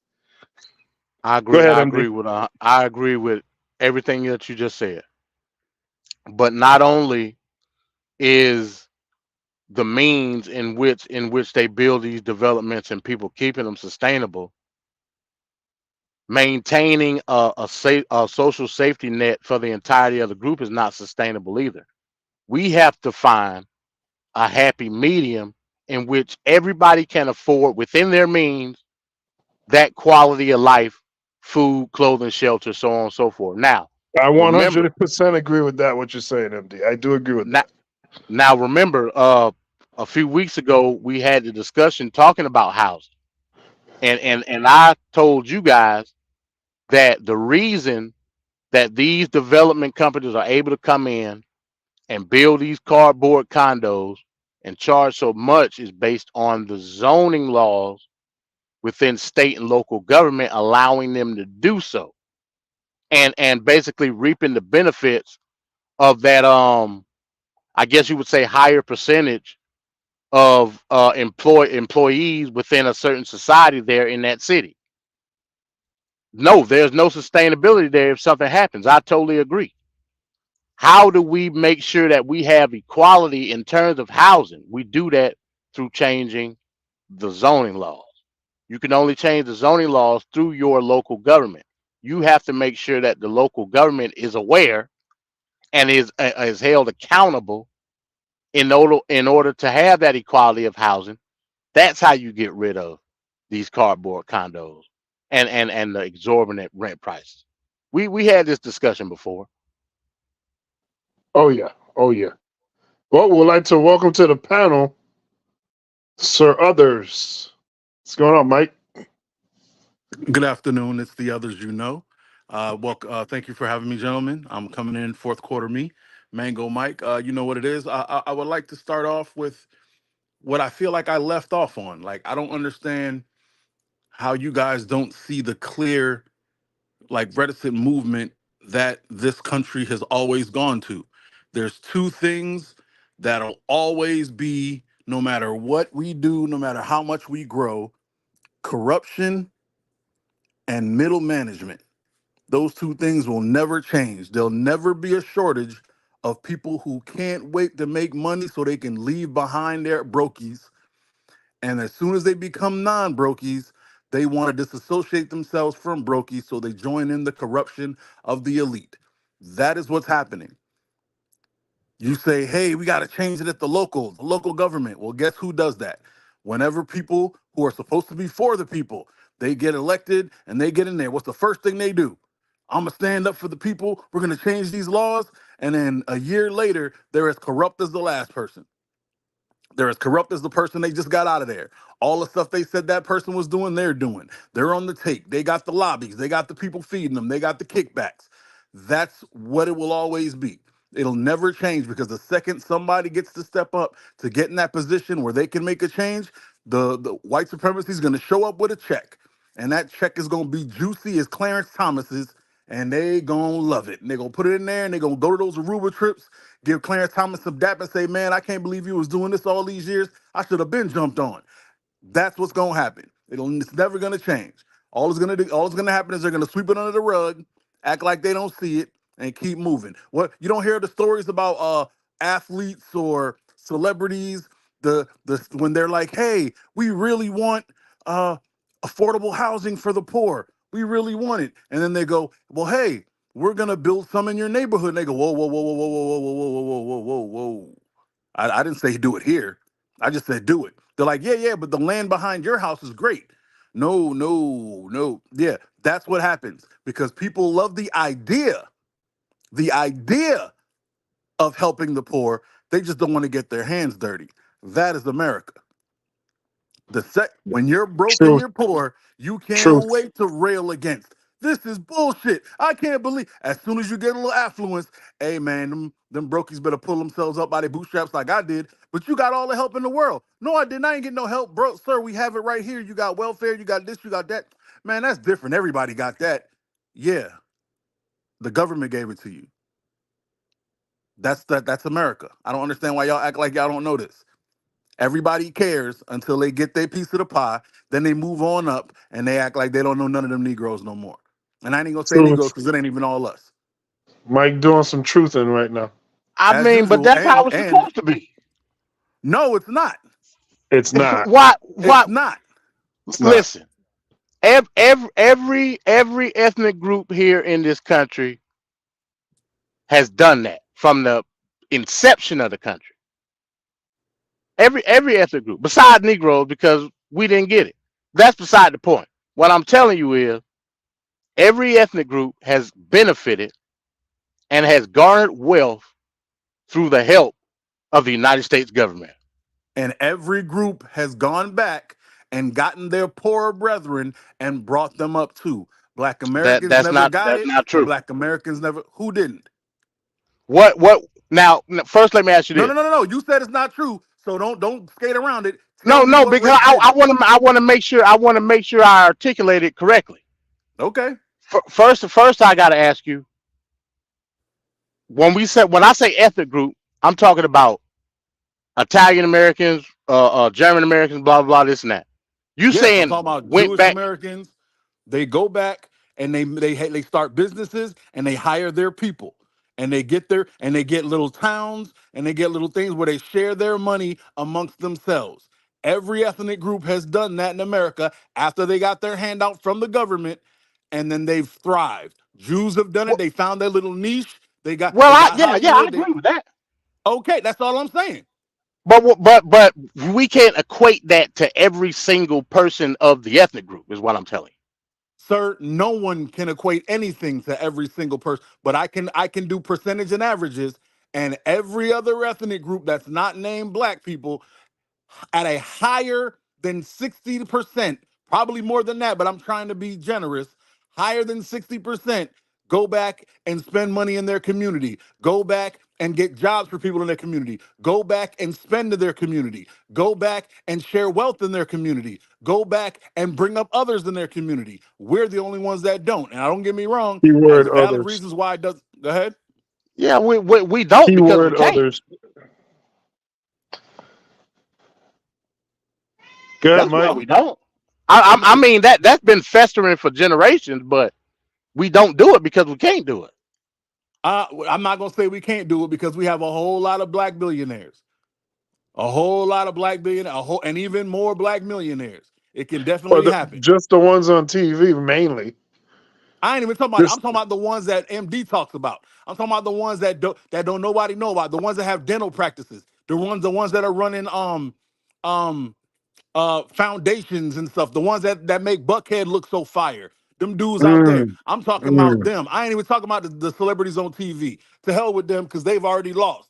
You see what happened? They probably in the party with P. Diddy. Allegedly. Allegedly. You feel me? But they like I said last week, they only reaching back giving away turkeys. That's the most they doing. They're not trying to do nothing. They ain't trying to teach financial literacy. They're not trying to help these people build wealth.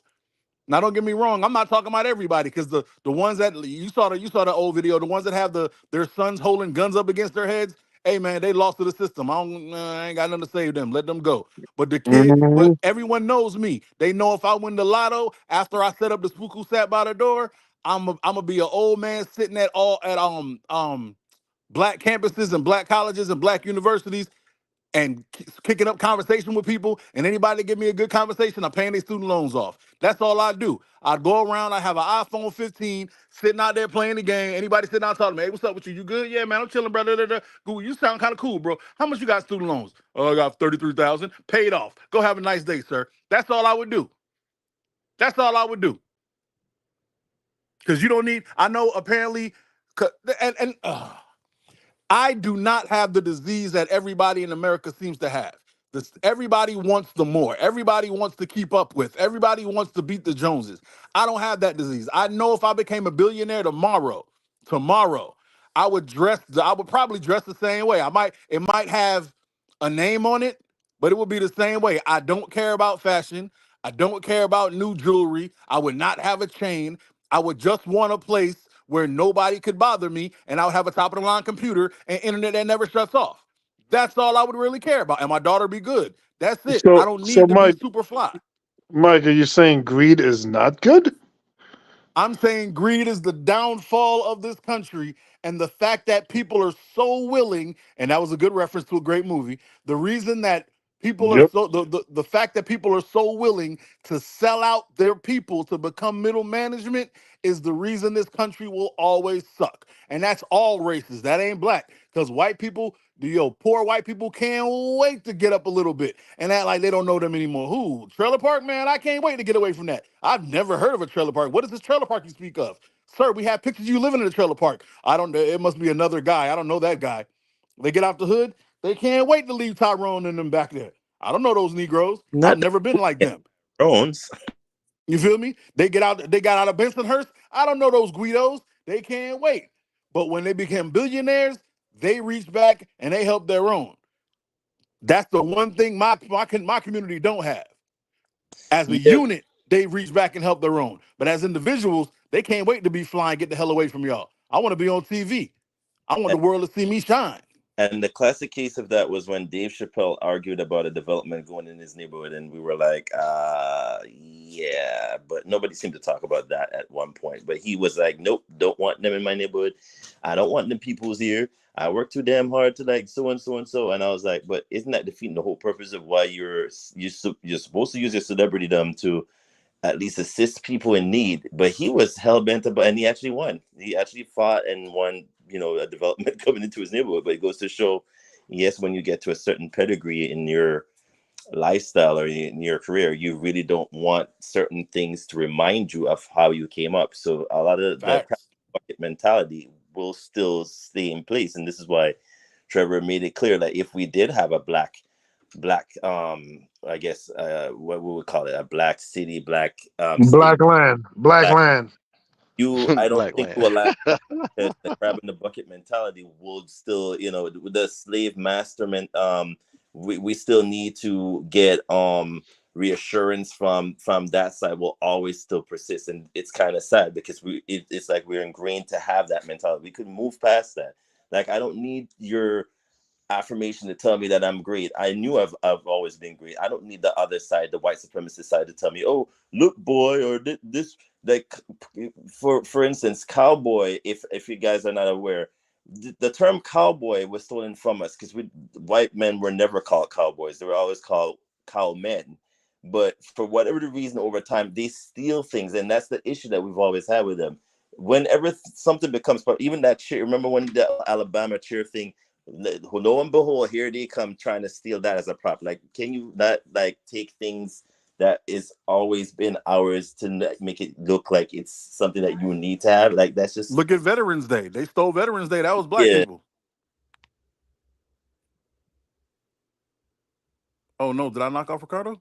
No, yeah, I'm still here, but it goes to show like there's a lot of stuff that we're ingrained in that if Blackland never came about, I don't think us as a society, like a group or demographic or whatnot, can sustain. I will hope that we could, and that's the fabled dream that we have. But there's always that one person that would either sell us out or will do something to be like, listen, I don't think Mike should be that person, or he shouldn't be in that position, or this. Like, that's how we operate, and it's just kind of sad. But we need to move past that. Like, in order to progress. Well, we operate that way because we're looking at the quality of outcome and not the quality of opportunity. Listen, exactly. You said something that was pertinent. When we talking about the whole Dave Chappelle situation, right? Do you remember why Dave Chappelle didn't want the development in, right? He was talking about how his the equity in his house was gonna go down. I remember that. We can't. So What you just described is like the greater good type mentality, and I don't agree with that. What I'm telling you is we have to find out a way in order to not infringe upon anybody else's success to make sure that the people that may not be as fortunate as others have the opportunity to obtain said success.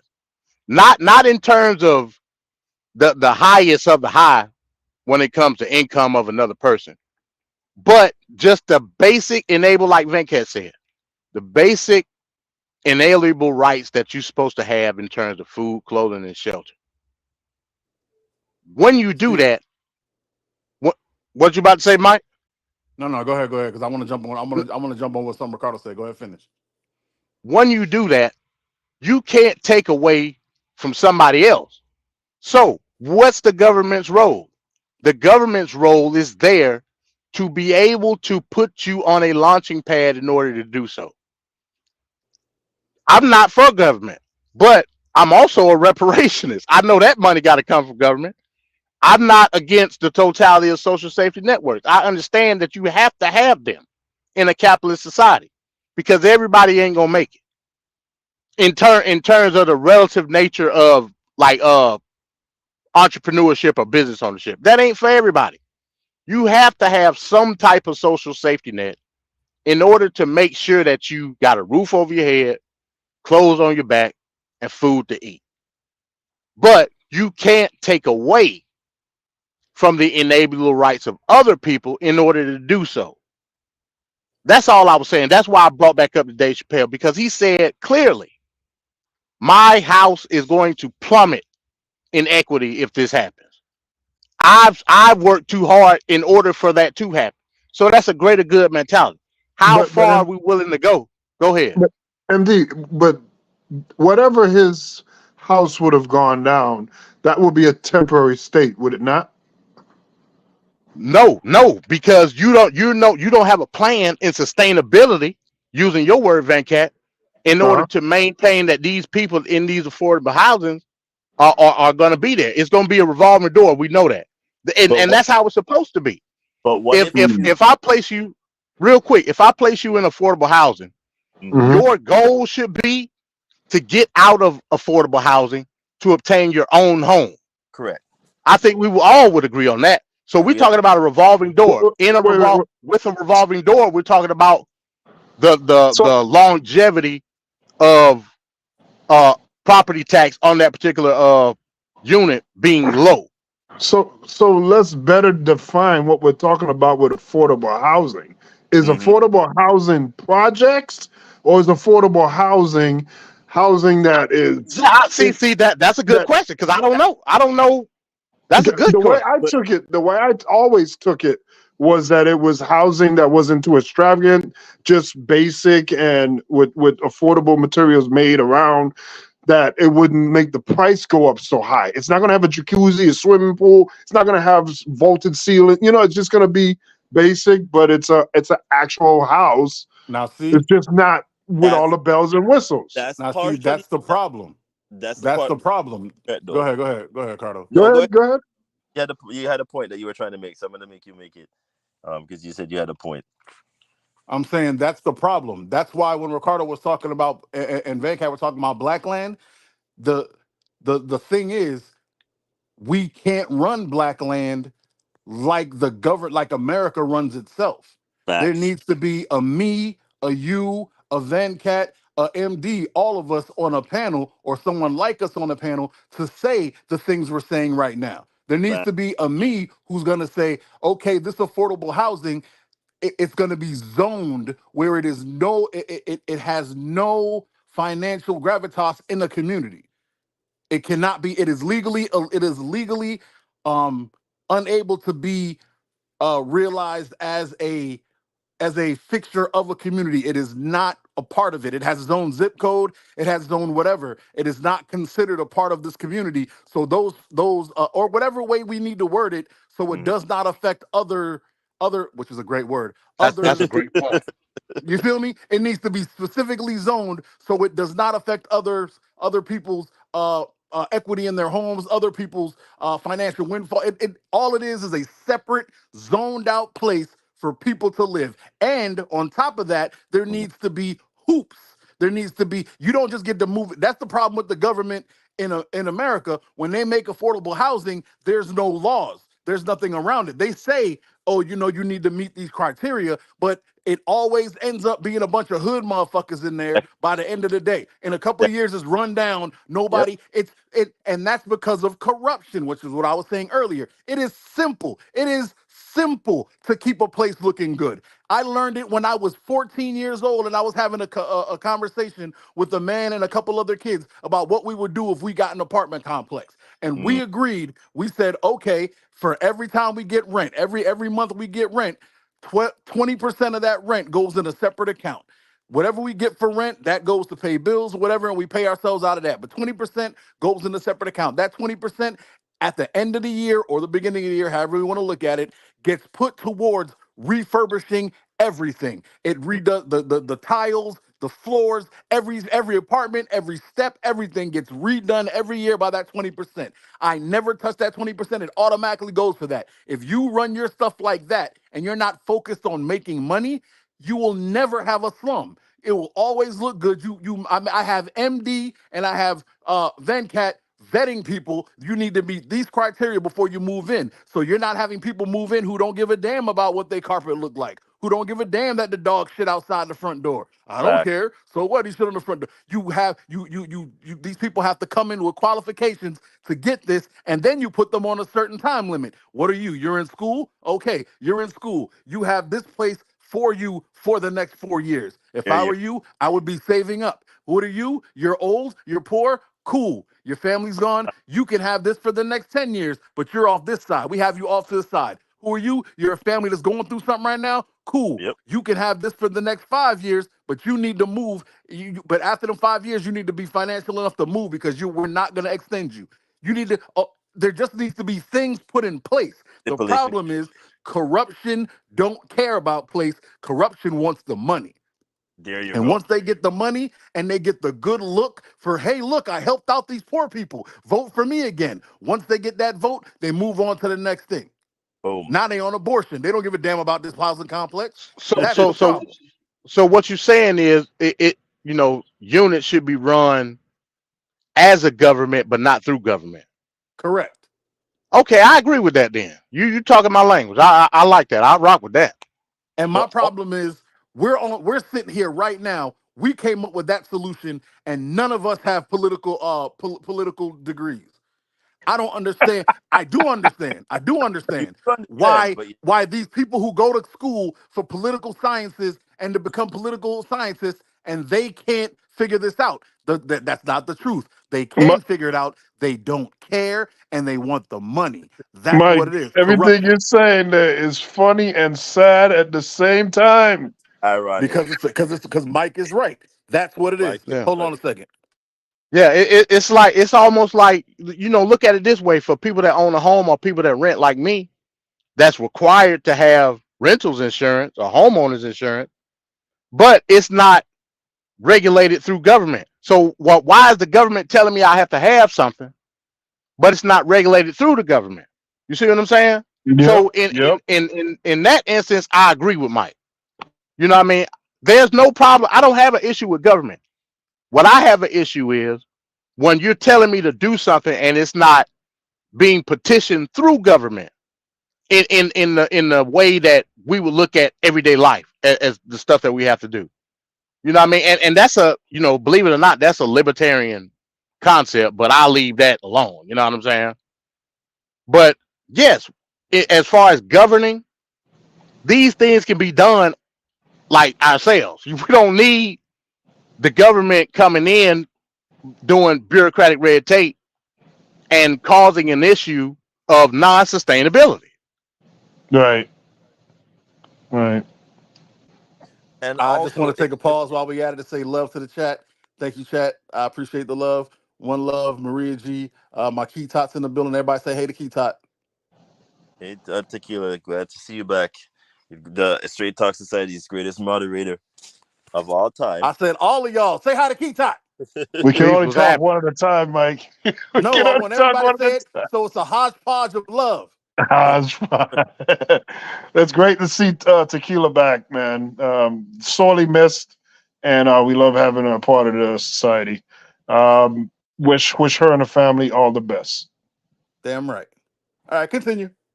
No No, I was doubt, gonna no doubt. also add to the affordable housing thing. If that's the case, we might as well and I brought this point home because I'm speaking to a local politician about this. If that's the case where you're trying to build affordable housing, why not make it affordable housing for teachers, for doctors, for lawyers, up and coming students? It because the negative connotation to it is that it's going to become a Section 8 and it's going to downgrade property value.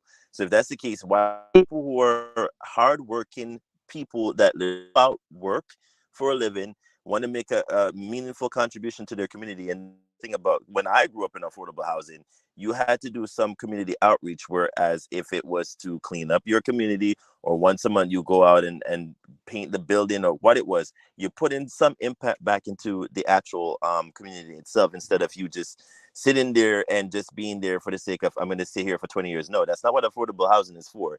It's for you to step in as a stepping stone and at some point move up within probably 5 to 10 years. It's not to be there like a Section 8 where I'm going to brag about it. Like, oh, I got my income tax and I'm just going to floss money all over the place because, hey, I'm in affordable housing or Section 8. No, that's not what it's meant to be. And that's the image that you're seeing projected now with people that live in certain places like what we call affordable housing, but it's technically Section 8s and whatnot. They're giving that negative connotation to what we're seeing other people complain about. And that's not what it should be. It should be like, I'm going to place doctors or lawyers or upcoming students who are going to make a meaningful contribution to society in a place where, they could, tip their toe in and, learn about owning a home someday or whatnot, and then move and progress on in society. That's what it should. That's not the case everywhere. And you're not going to get that because, again, what MD described and what Mike described is exactly what you see pan out. And it's unfortunate because corruption is everywhere. And it's just evident that money is the main talking point at the end of the day. My name is Now, Others, by the way. now, Ricardo, you grew up in the Great White North, correct? Correct, sir. I immigrated Well, to Canada. yeah. Well, okay, yeah. Well, no wonder you got that perspective. So it is what it is. So I like yeah, the way I MD get just it. put it out there. MD's hilarious. Not ashamed of it. I get it. Y'all quasi socialists up there anyway. I understand. Quasi socialist, but at least we learned. Oh God. It ain't like what they teach you here in the US. Like the oh, it's so bad. It's like Venezuela. Like, no, it's not. That's not what that socialism is supposed to be meant to be. Displayed as. It's basically given a distribution of wealth to a certain segment of the society, but then it's distributed all the way around. But yes, there's negative and positive connotations to it when it comes to socialism, and Canada has its fair share of that. Now, I'm not pro socialism. I'm for it in certain aspects, but then Hey, look, you come from Canada. That means you can actually see a doctor. People out here dying on the side of the road. Facts. But Yo, that's if I wasn't, matter of fact, I'll say this. My people who know me know when it comes to my mental health, I'm not the greatest. I'm always sad. I'm always depressed. I was looking for someone to be able to see a psychiatrist or a psychologist or something to talk about being depressed. And I could never get somebody. My insurance wouldn't cover it. You got to pay out of pocket. You got to do this. I got in a fight with my ex. She got me Baker acted. That's a long story. I'll tell y'all a story if you want to hear it. And right after that, all of a sudden I had 30 free visits. That's how America works. After the problem already starts and they're like, oh, snap, we might be liable. Then they go, oh, sure, we'll help you.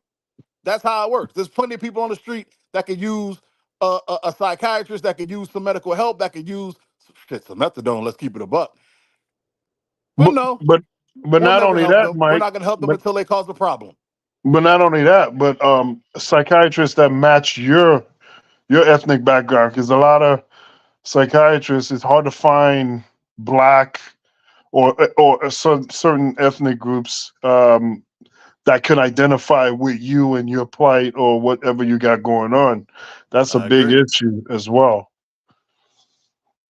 I agree. I agree. Because I still haven't found someone who could work with me. Because I know Trevor hates it when I say I'm not dumb, that I'm smart. But I've like outsmarted a lot of them. By the time I'm like visit 10, they love me, but they're not helping me. They just want to be around me. Oh my God, you're so cool. I'm like, that's not what I need to hear. I need someone who can dig through my BS and talk to me and get me to fix me. But I digress. We're not talking about me. Moving along. All right. All right. So let's go into hold on, let me just gonna cue it up here. We want to do a little update on a story we shared a week or two ago. So let's go to the news update.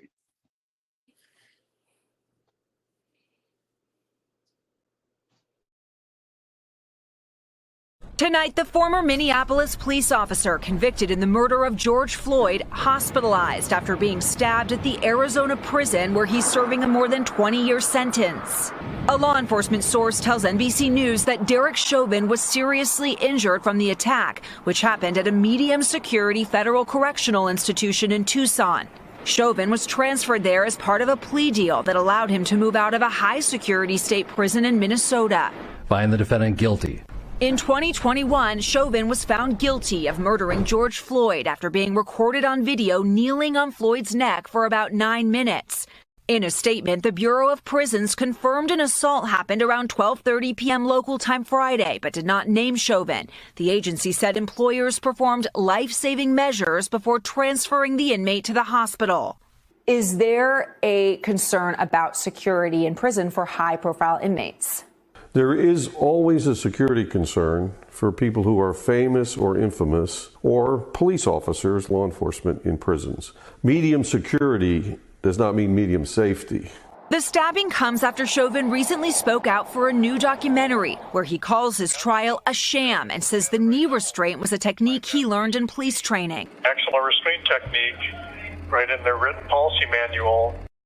And no comment tonight from Chauvin's attorney. The Office for the Minnesota Attorney General says Chauvin is expected to survive. Welcome back. We do have some breaking news that we need to get to. We have new details in the prison attack on former Minneapolis police officer Derek Chauvin. We know he was stabbed 22 times last week, and he's serving time at a federal prison in Arizona for his role in the death of George Floyd. Now today, a 52-year-old inmate, we know his name to be John Tursak, was charged with attempted murder in the stabbing. He reportedly told FBI agents he attacked Chauvin on Black Friday as a symbolic connection to Black Lives Matter.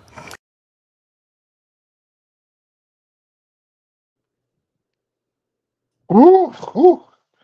Well, I don't know about anybody, but that was something else. Stabbed his ass 22 times on Black Friday for Black Lives Matter. Good night. Sir, 26 times. 26. It wasn't enough. It wasn't enough. He lived. Apparently, you had a couple more stabbing to go. Damn, man, Hey, me personally, MD, I do not condone the death of anybody. So you two make a note of that. Lies. Hey, me, Mango Mike, Mr. Mike, whatever y'all want to call me, I condone all of it. If I was a billionaire, I would find all the corrupt cops, all the ones who are locked up, all the ones who are still on the street, and I would pay thugs to do thug stuff to them. The dude who killed Tamir Rice, he'd find it too. The dude who killed the homeboy walking for the Skittles or whatever, he'd catch it too. The ones who like to write books that like to talk trash about it, they'd catch it too. And this scumbag who wants to sit here and try to blame, they taught me to use that restraint. Yeah, I guarantee you in the manual, it did not say kneel on his neck for 9 minutes while he's already in handcuffs. It didn't say that. I bet money that wasn't in the book. I bet money it didn't say laugh and smirk as people look at you and say and beg you to get off his neck. Yep, I bet it didn't say sit there and laugh and giggle as you kill somebody. It didn't say that in the book. So I hope next year on Black Friday somebody eats you up for 23, and every year you live you get another stab like we used to do in school where you get an extra one when it's your birthday. You get an extra pump for good luck. Hope they give you an extra puncture. You punk biatch. All right, my bad. Y'all go ahead. Hey, and like I said last week, man, I'm telling you, man, like this is gonna be a storyline come next year with the whole MAGA crowd. as far as federal pardon. Just keep that in mind. You know what I'm saying? Like I said, again, he has a state charge as well. But yeah, it's gonna play into all of the pardons that the fanatic Trump MAGA crowd wants to put on the list in terms of the J6 people and all of that. So just keep that in mind. Hey, it's interesting, man. When these white boys go in, they get banged up, man. They go to prison. All of them get like the skin haircut, like the, you know what I mean, like the crew cut and the Freddie Mercury mustache. Like, why they do that? That's the default look. They trying to Yeah, fit in. that default white man convict look. Yeah, that's what that is. You must ain't played a video game. When you go to prison, that's the default player. Oh, okay, I got you. You know what I'm saying? That's the default player look. They didn't edit nothing. That's all it is. Yeah, so this is a story we definitely got to keep looking at. And like MD say, it is a federal case. And let's say Trump wins. Would he actually go there and pardon him? Probably would, just to piss people off. That would be the I hope reason. he does. I hope he does. So the thugs on the street, I'll start putting money together. Hey, I save $100 every week from my check. You can have all of it that I got saved up if you finish that off. But I think that was the first 22 stabbies. He got a few more. He's gonna get a few more. Need a whole lot more. Hey, I give you 100 for every stabby. Let's keep going. This could be a new tradition. Well, I mean, those stab wounds are collectible like Pokemon. So Facts. he's gonna have a whole I want bunch. a black doctor to take pictures of each stab wound, and we put them on cards and collect them. Hell yeah, yeah, man. Well, at least he has the scars to prove that, hey, I know I was stabbed 26 times. Like, 50 Cent said he was shot how many damn times.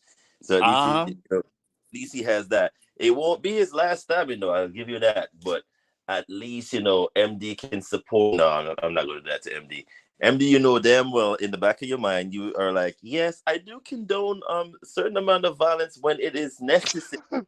But, you don't want to say it out like, Hey, man, I'm looking out for my own ass at the end of the day. I'm an individual. Fair is fair. All right, so we're gonna go into I ain't got no money. Y'all can't do nothing to cancel. You cancel me, what? I go back. I gotta go eat burgers again. Whatever, nigga. I eat burgers now. All right, so we're gonna go to the last video here, the nightcap video, and we'll be back on the other end.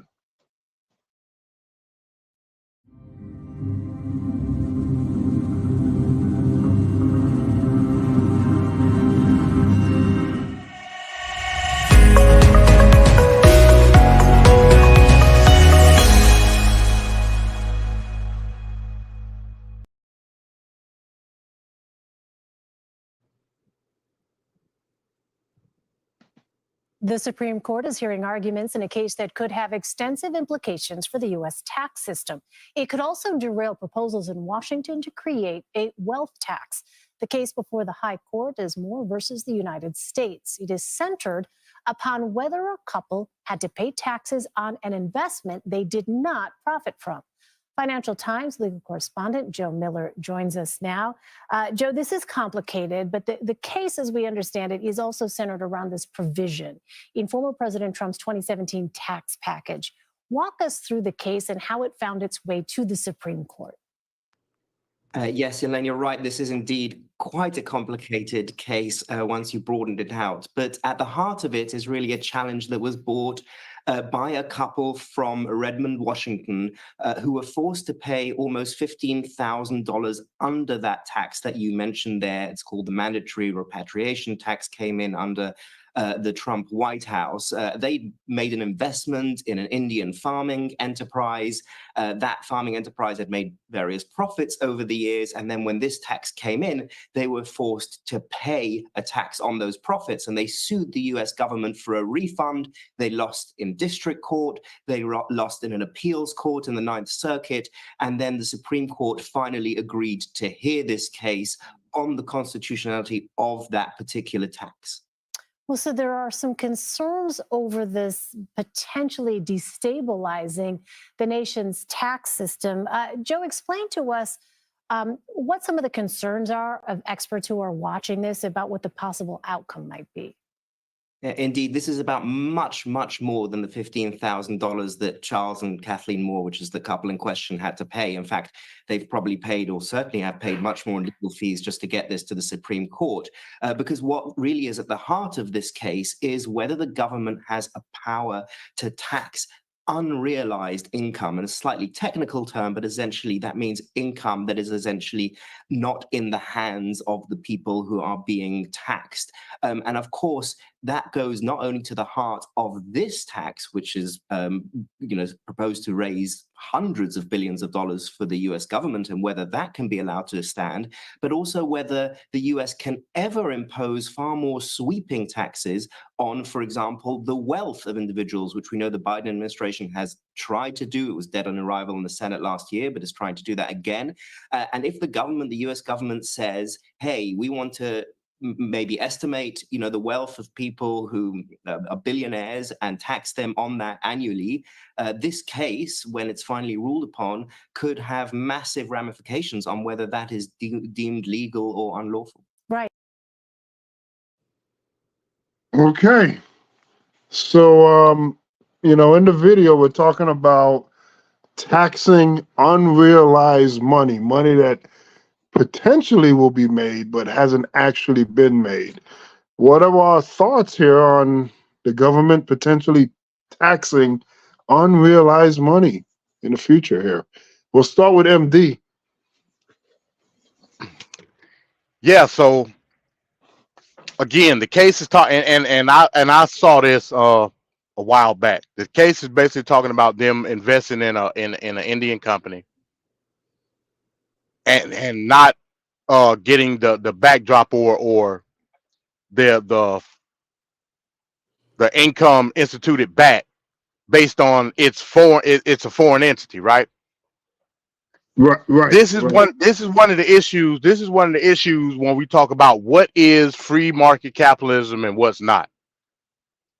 In a truly free market capitalist society, this wouldn't be a factor at all, because it's me investing in an entity, in an enterprise, in an industry, however you want to put it, and me bringing back profits in the long term. If we talking about taxes, what the hell was that? Okay, I thought that was on my end.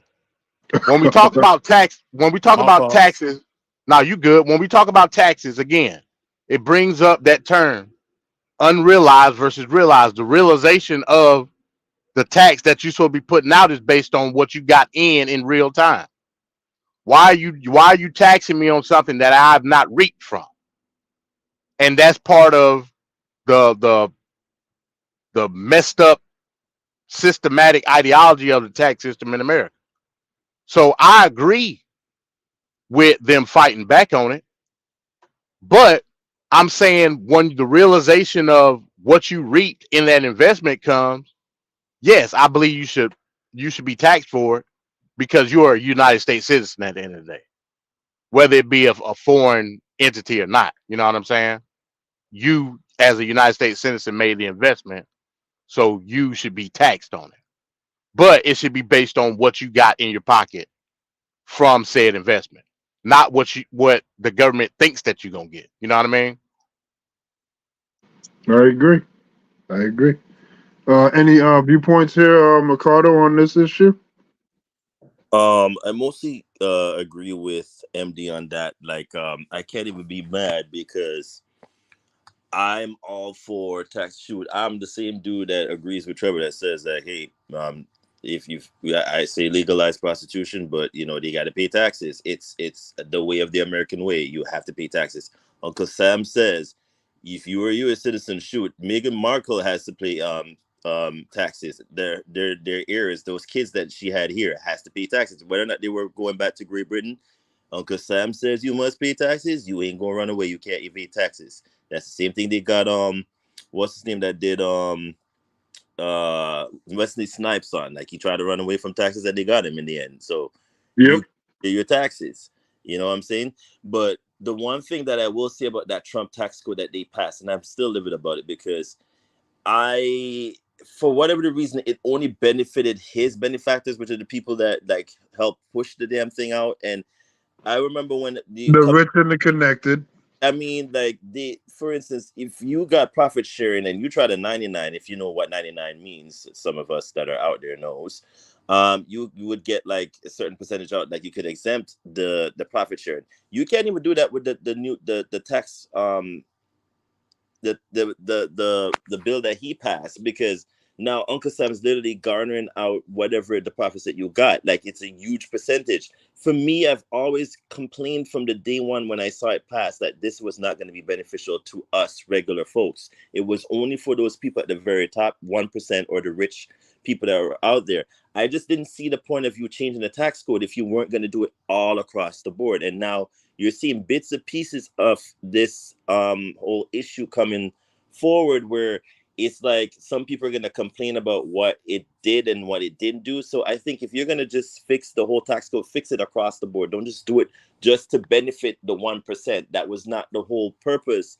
But then again, what do I know? It wasn't the whole purpose for us to really gain anything out of it. It was more for the really uber rich to gain something out of, like, for instance, Trump himself.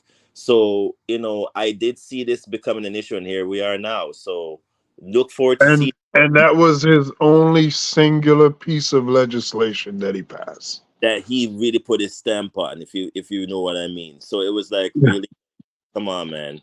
It wasn't official for us. Wow.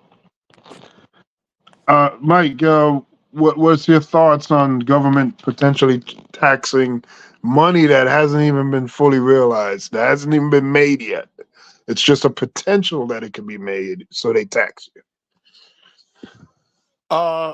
It's a little scary, right? So I'm not, because this is what I start fading away, because you guys are way more politically and financially smarter than I am, even though I know how to finagle. You know what I mean? I know how to get money in the size. That's what we're here for, the finagling. You know what I'm saying? I'm all about the finagling. That's what I do. So I want to ask a question to y'all, especially MD, because MD and Ricardo, y'all, matter of fact, all three of y'all really, really good with that. Unrealized, right? So if I have money in, let's say, 1980 Microsoft, which doesn't exist, but let's assume 1980 Microsoft existed, but it was like Atari, and I put stock in it, I get stock in it, and now it's 2024. And I have never taken anything out of it, but I am literally a quadrillionaire. Could they not tax it because it hasn't been realized because I've never drawn anything from it? No, let's you put it off. No, yeah, that's different. That's different. Yeah, they gonna tax it. You got to remember, you got to report every. You got to report everything. So you have the option of taxing it before or taxing it after. Yeah, that's what I was about to say. See, let's hypothetically say in 1980 you bought that stock, you would have been getting taxed on it every year. So, but that's what I'm asking. I'm saying, is that what they're talking about? Because if not, no. Okay, well, no, they talk about money that don't exist. Yeah, well, like your money in the stock market exists because they taxing it every year. Right. It only exists because they decide to tax it. How can you prove it exists? No. It's there. I think it's more like the potential of what could be. That's what it is. That money in the stock market is real. Okay. It's just in a stock system. Okay. That's why they're able to tax you on it every year. Explain to me the other side then. Explain to me the unrealized. The unrealized is potential earning. I get that, but that's what give they me mean. A scenario. Give me a scenario. Well, in their scenario, the potential earning was if I'm gonna give it a percentage. What did they say? 15, Venkat? Yeah. So let's say they taxed it 15,000. Let's just say I'm gonna just shooting out a number 25%. That means that your potential earning on that investment that you made would be $60,000. They taxed you 25%, $15,000. So they just guessing that you're gonna earn 60 grand. Right. That's what they did. That's exactly what they did. Now, is it fair? Did they show a metric or something? Like how they I got mean, to that I'm pretty number? sure they got an algorithm. You know what I mean? But the fact of the matter is, the money is not there. It's in the cloud. So how hard up for cash is the U.S. government that they've come to this point now? Hey, what did I tell you? Corruption is as American as apple pie. Everybody want their cheddar. Because they tapped into Social Security, which is not a thing they should have ever touched. Well, Social Security is going to be running out in a couple of years. So Exactly. I want my Social Security back with interest. They should have never touched it. And what I'm telling you is this might set a precedent. As a matter of fact, I know it's going to set a precedent. With the policy that Trump laid out, in actuality, this may have been the security blanket for corporations to anticipate certain money that they're going to have to spend.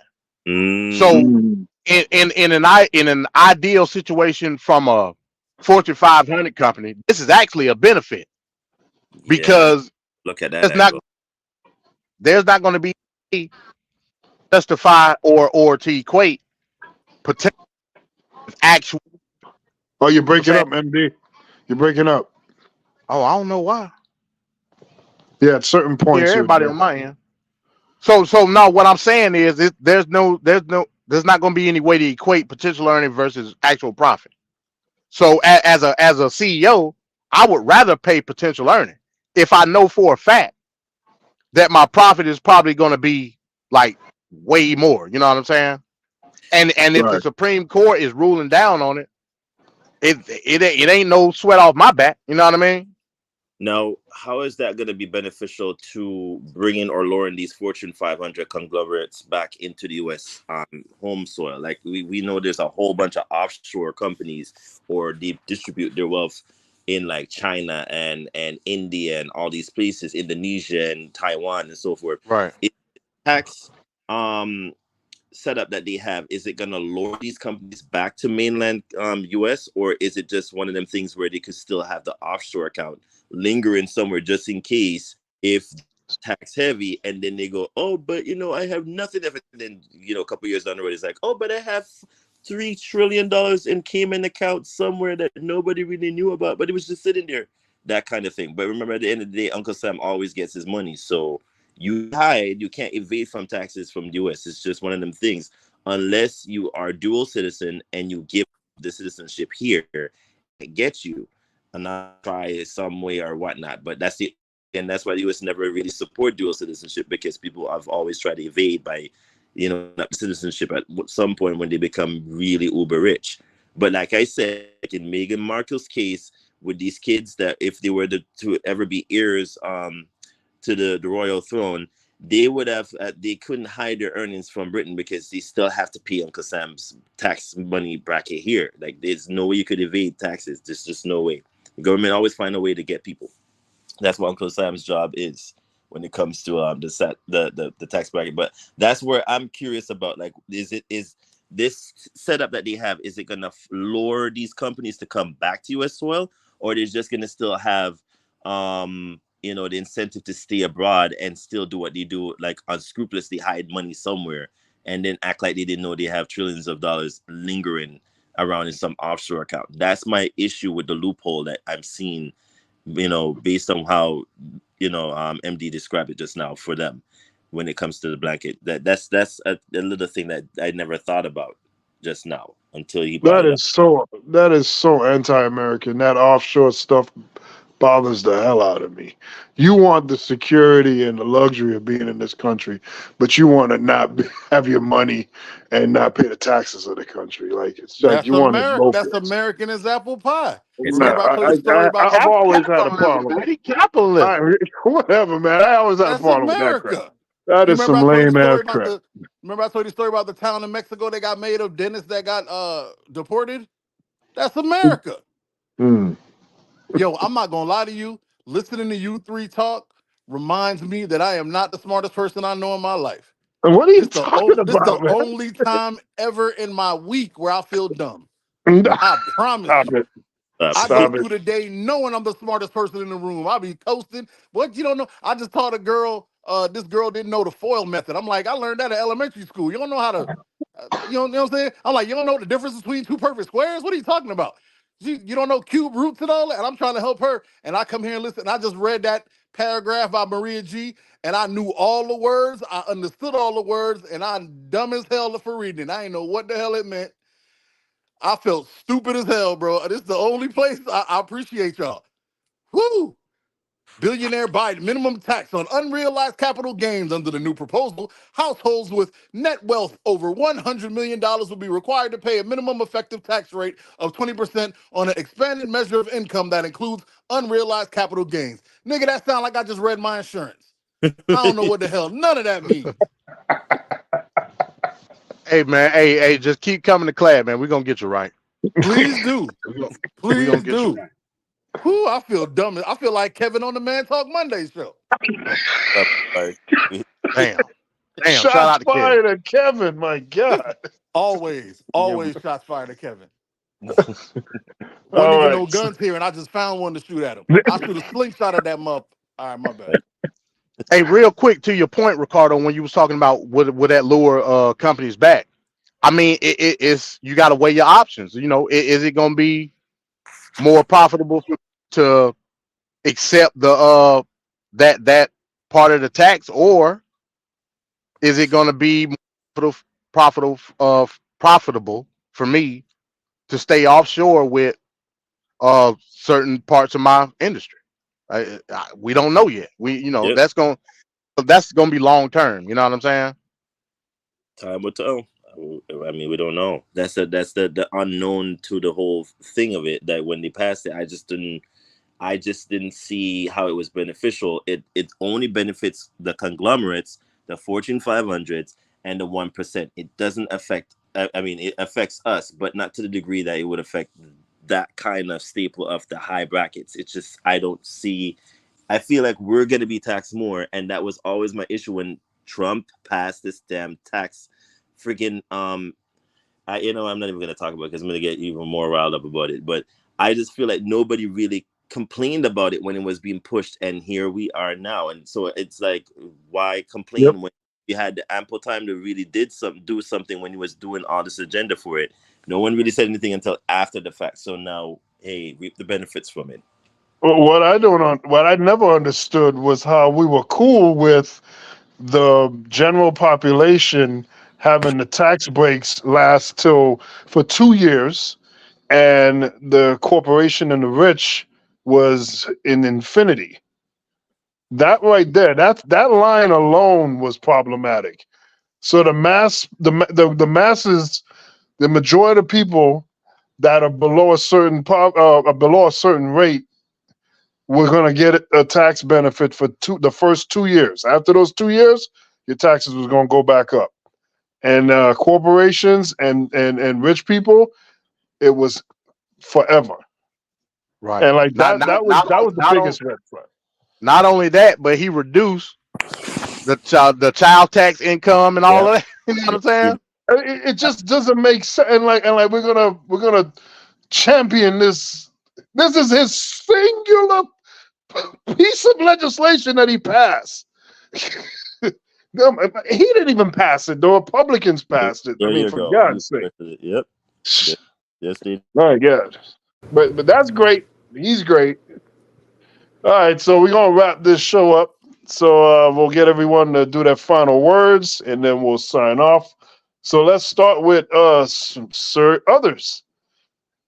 What's going on, Others? When do your final sign off? First of all, I am pleasantly shocked that I got picked first for something. Wow. I'm confused. I wasn't even ready. I'm shocked.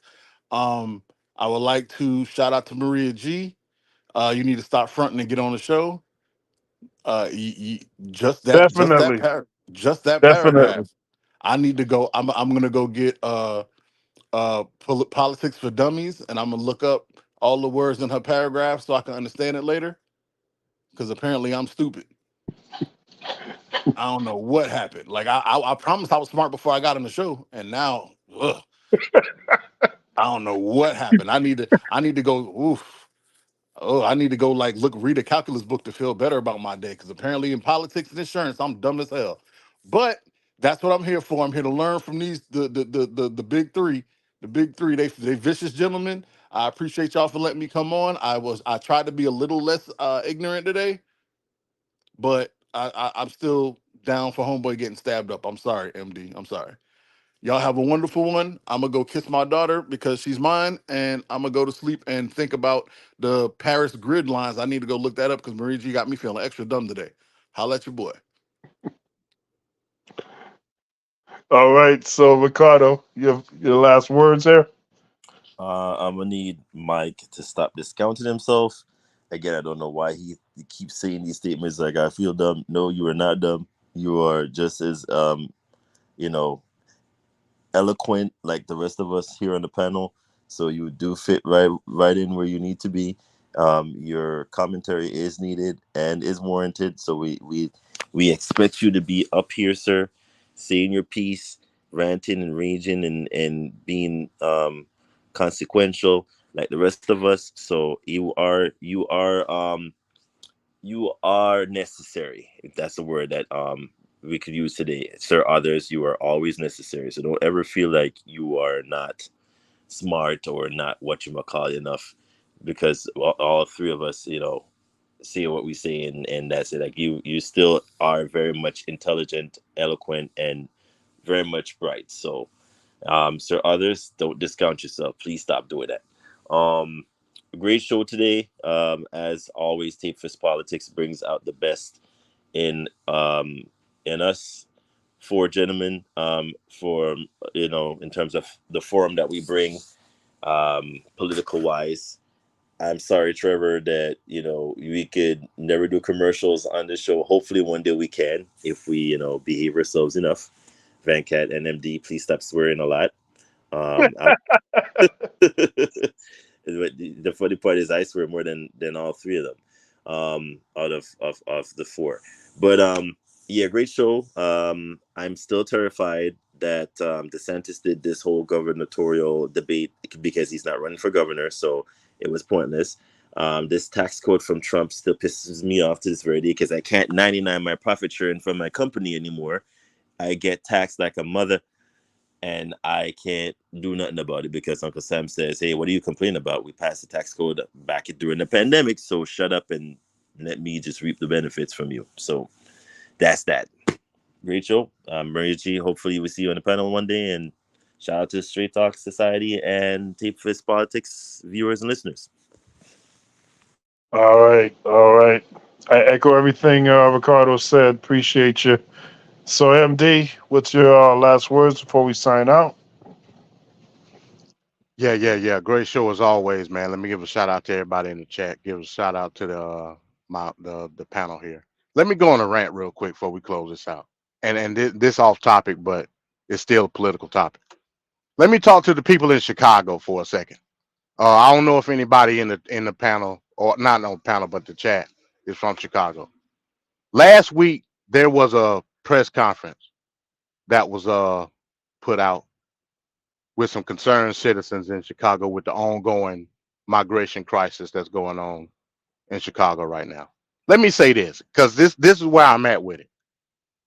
I have no remorse for the people in Chicago. I don't care what you're going through. It's no effect to me. That's a strong position, MD. It's a very strong position, but here's why I've come to that conclusion. Chicago has been a sanctuary city since 1985. This is not a new concept. Constantly, election cycle after election cycle, you have chosen to vote these people in that have brought this agenda, and now it has come 100% completion rate. Lori Lightfoot put in the stage for the whole situation in Chicago to happen. Yet she did her terms. Then you turn around and voted in Brandon Johnson, who was the final boss, and now Chicago done went to hell in a handbasket. You have nobody to blame but yourselves. In the press conference, they was talking about, we want Trump to come to Chicago so he can come and talk to the black community. About what? Trump is not the end all be all with your situation. The situation that you're in is because of your local and state government. And I'm going to continue to pound on that because that's the most important aspect of legislation for all of us. It's not the federal, it's state and local. You chose to vote in local and state legislators that have been implementing this since 1985. And now all of a sudden, because it's right there on your doorstep, it's an issue now. Bump you. You knew what was going on. You chose not to do nothing because you wanted to be the light bearer for the Democratic Party for decades. Right, wrong, and indifferent. I'm an individual at the end of the day. You chose not to put priority on your own community. And now that the issue's hitting the fan, you want Trump to come in and save you some type of way when he's not going to do that. Yes, he's for closing the borders, in which I agree with. But at the end of the day, when those buses came along, you had the power in your own hands to say, no, you're not coming to Chicago. You had a candidate in Paul Vallis that told you that that's what he was going to do. And because he don't fit your demographic, you chose not to vote for him and you voted for Brandon Johnson, and he's destroying your community. I have no remorse for you. To hell with you at the end of the day. And I'll see y'all tomorrow on Wrestling with Reality. All right. All right. I get where you're coming from, MD. I can't all the way push on what you're saying. I'll stay quiet right now. So that's all you can do. That's all you can do. Yeah. All right. So I'd like to thank everyone tonight for participating in the show, whether on the panel, whether in chat. Shout out to Tequila. Shout out to Maria G. Shout out to everyone on the panel. Ricardo, Mike, MD. Of course, Trevor, Mr. Straight Talk himself. Everyone else, Nini. We appreciate the support. We appreciate you guys tuning in and giving us a shot. We'll be back again next week. There's something else I want to say. No, that's it. And so for everyone here, Straight Talk, thank you guys for tuning in. And we will see you next week for episode 15. Hey, Vancat, real quick question. Yep. What do you think about the GTA 6 trailer? I only saw pieces of it. I didn't see the full thing. I didn't get to see, because I've been working all day long, and I didn't really have moments. I was like putting together like some of these videos on my lunch break and stuff. So I didn't get to check it out, watch man. It's incredible. Yeah, I will. I'm off tomorrow. I got an appointment tomorrow, but after that, I'm gonna have time to look at stuff like that. I heard good things because when I was looking at CNBC earlier, they were saying they was actually talking about it and how I guess it got leaked on X or whatever, and that forced them to release the trailer early. They didn't want to release it right now, so it's pretty interesting. It's off the chain, man. It's off the chain. Yeah, I'm gonna check it out. All right, everyone, have a good night, and we'll see you next week. Peace.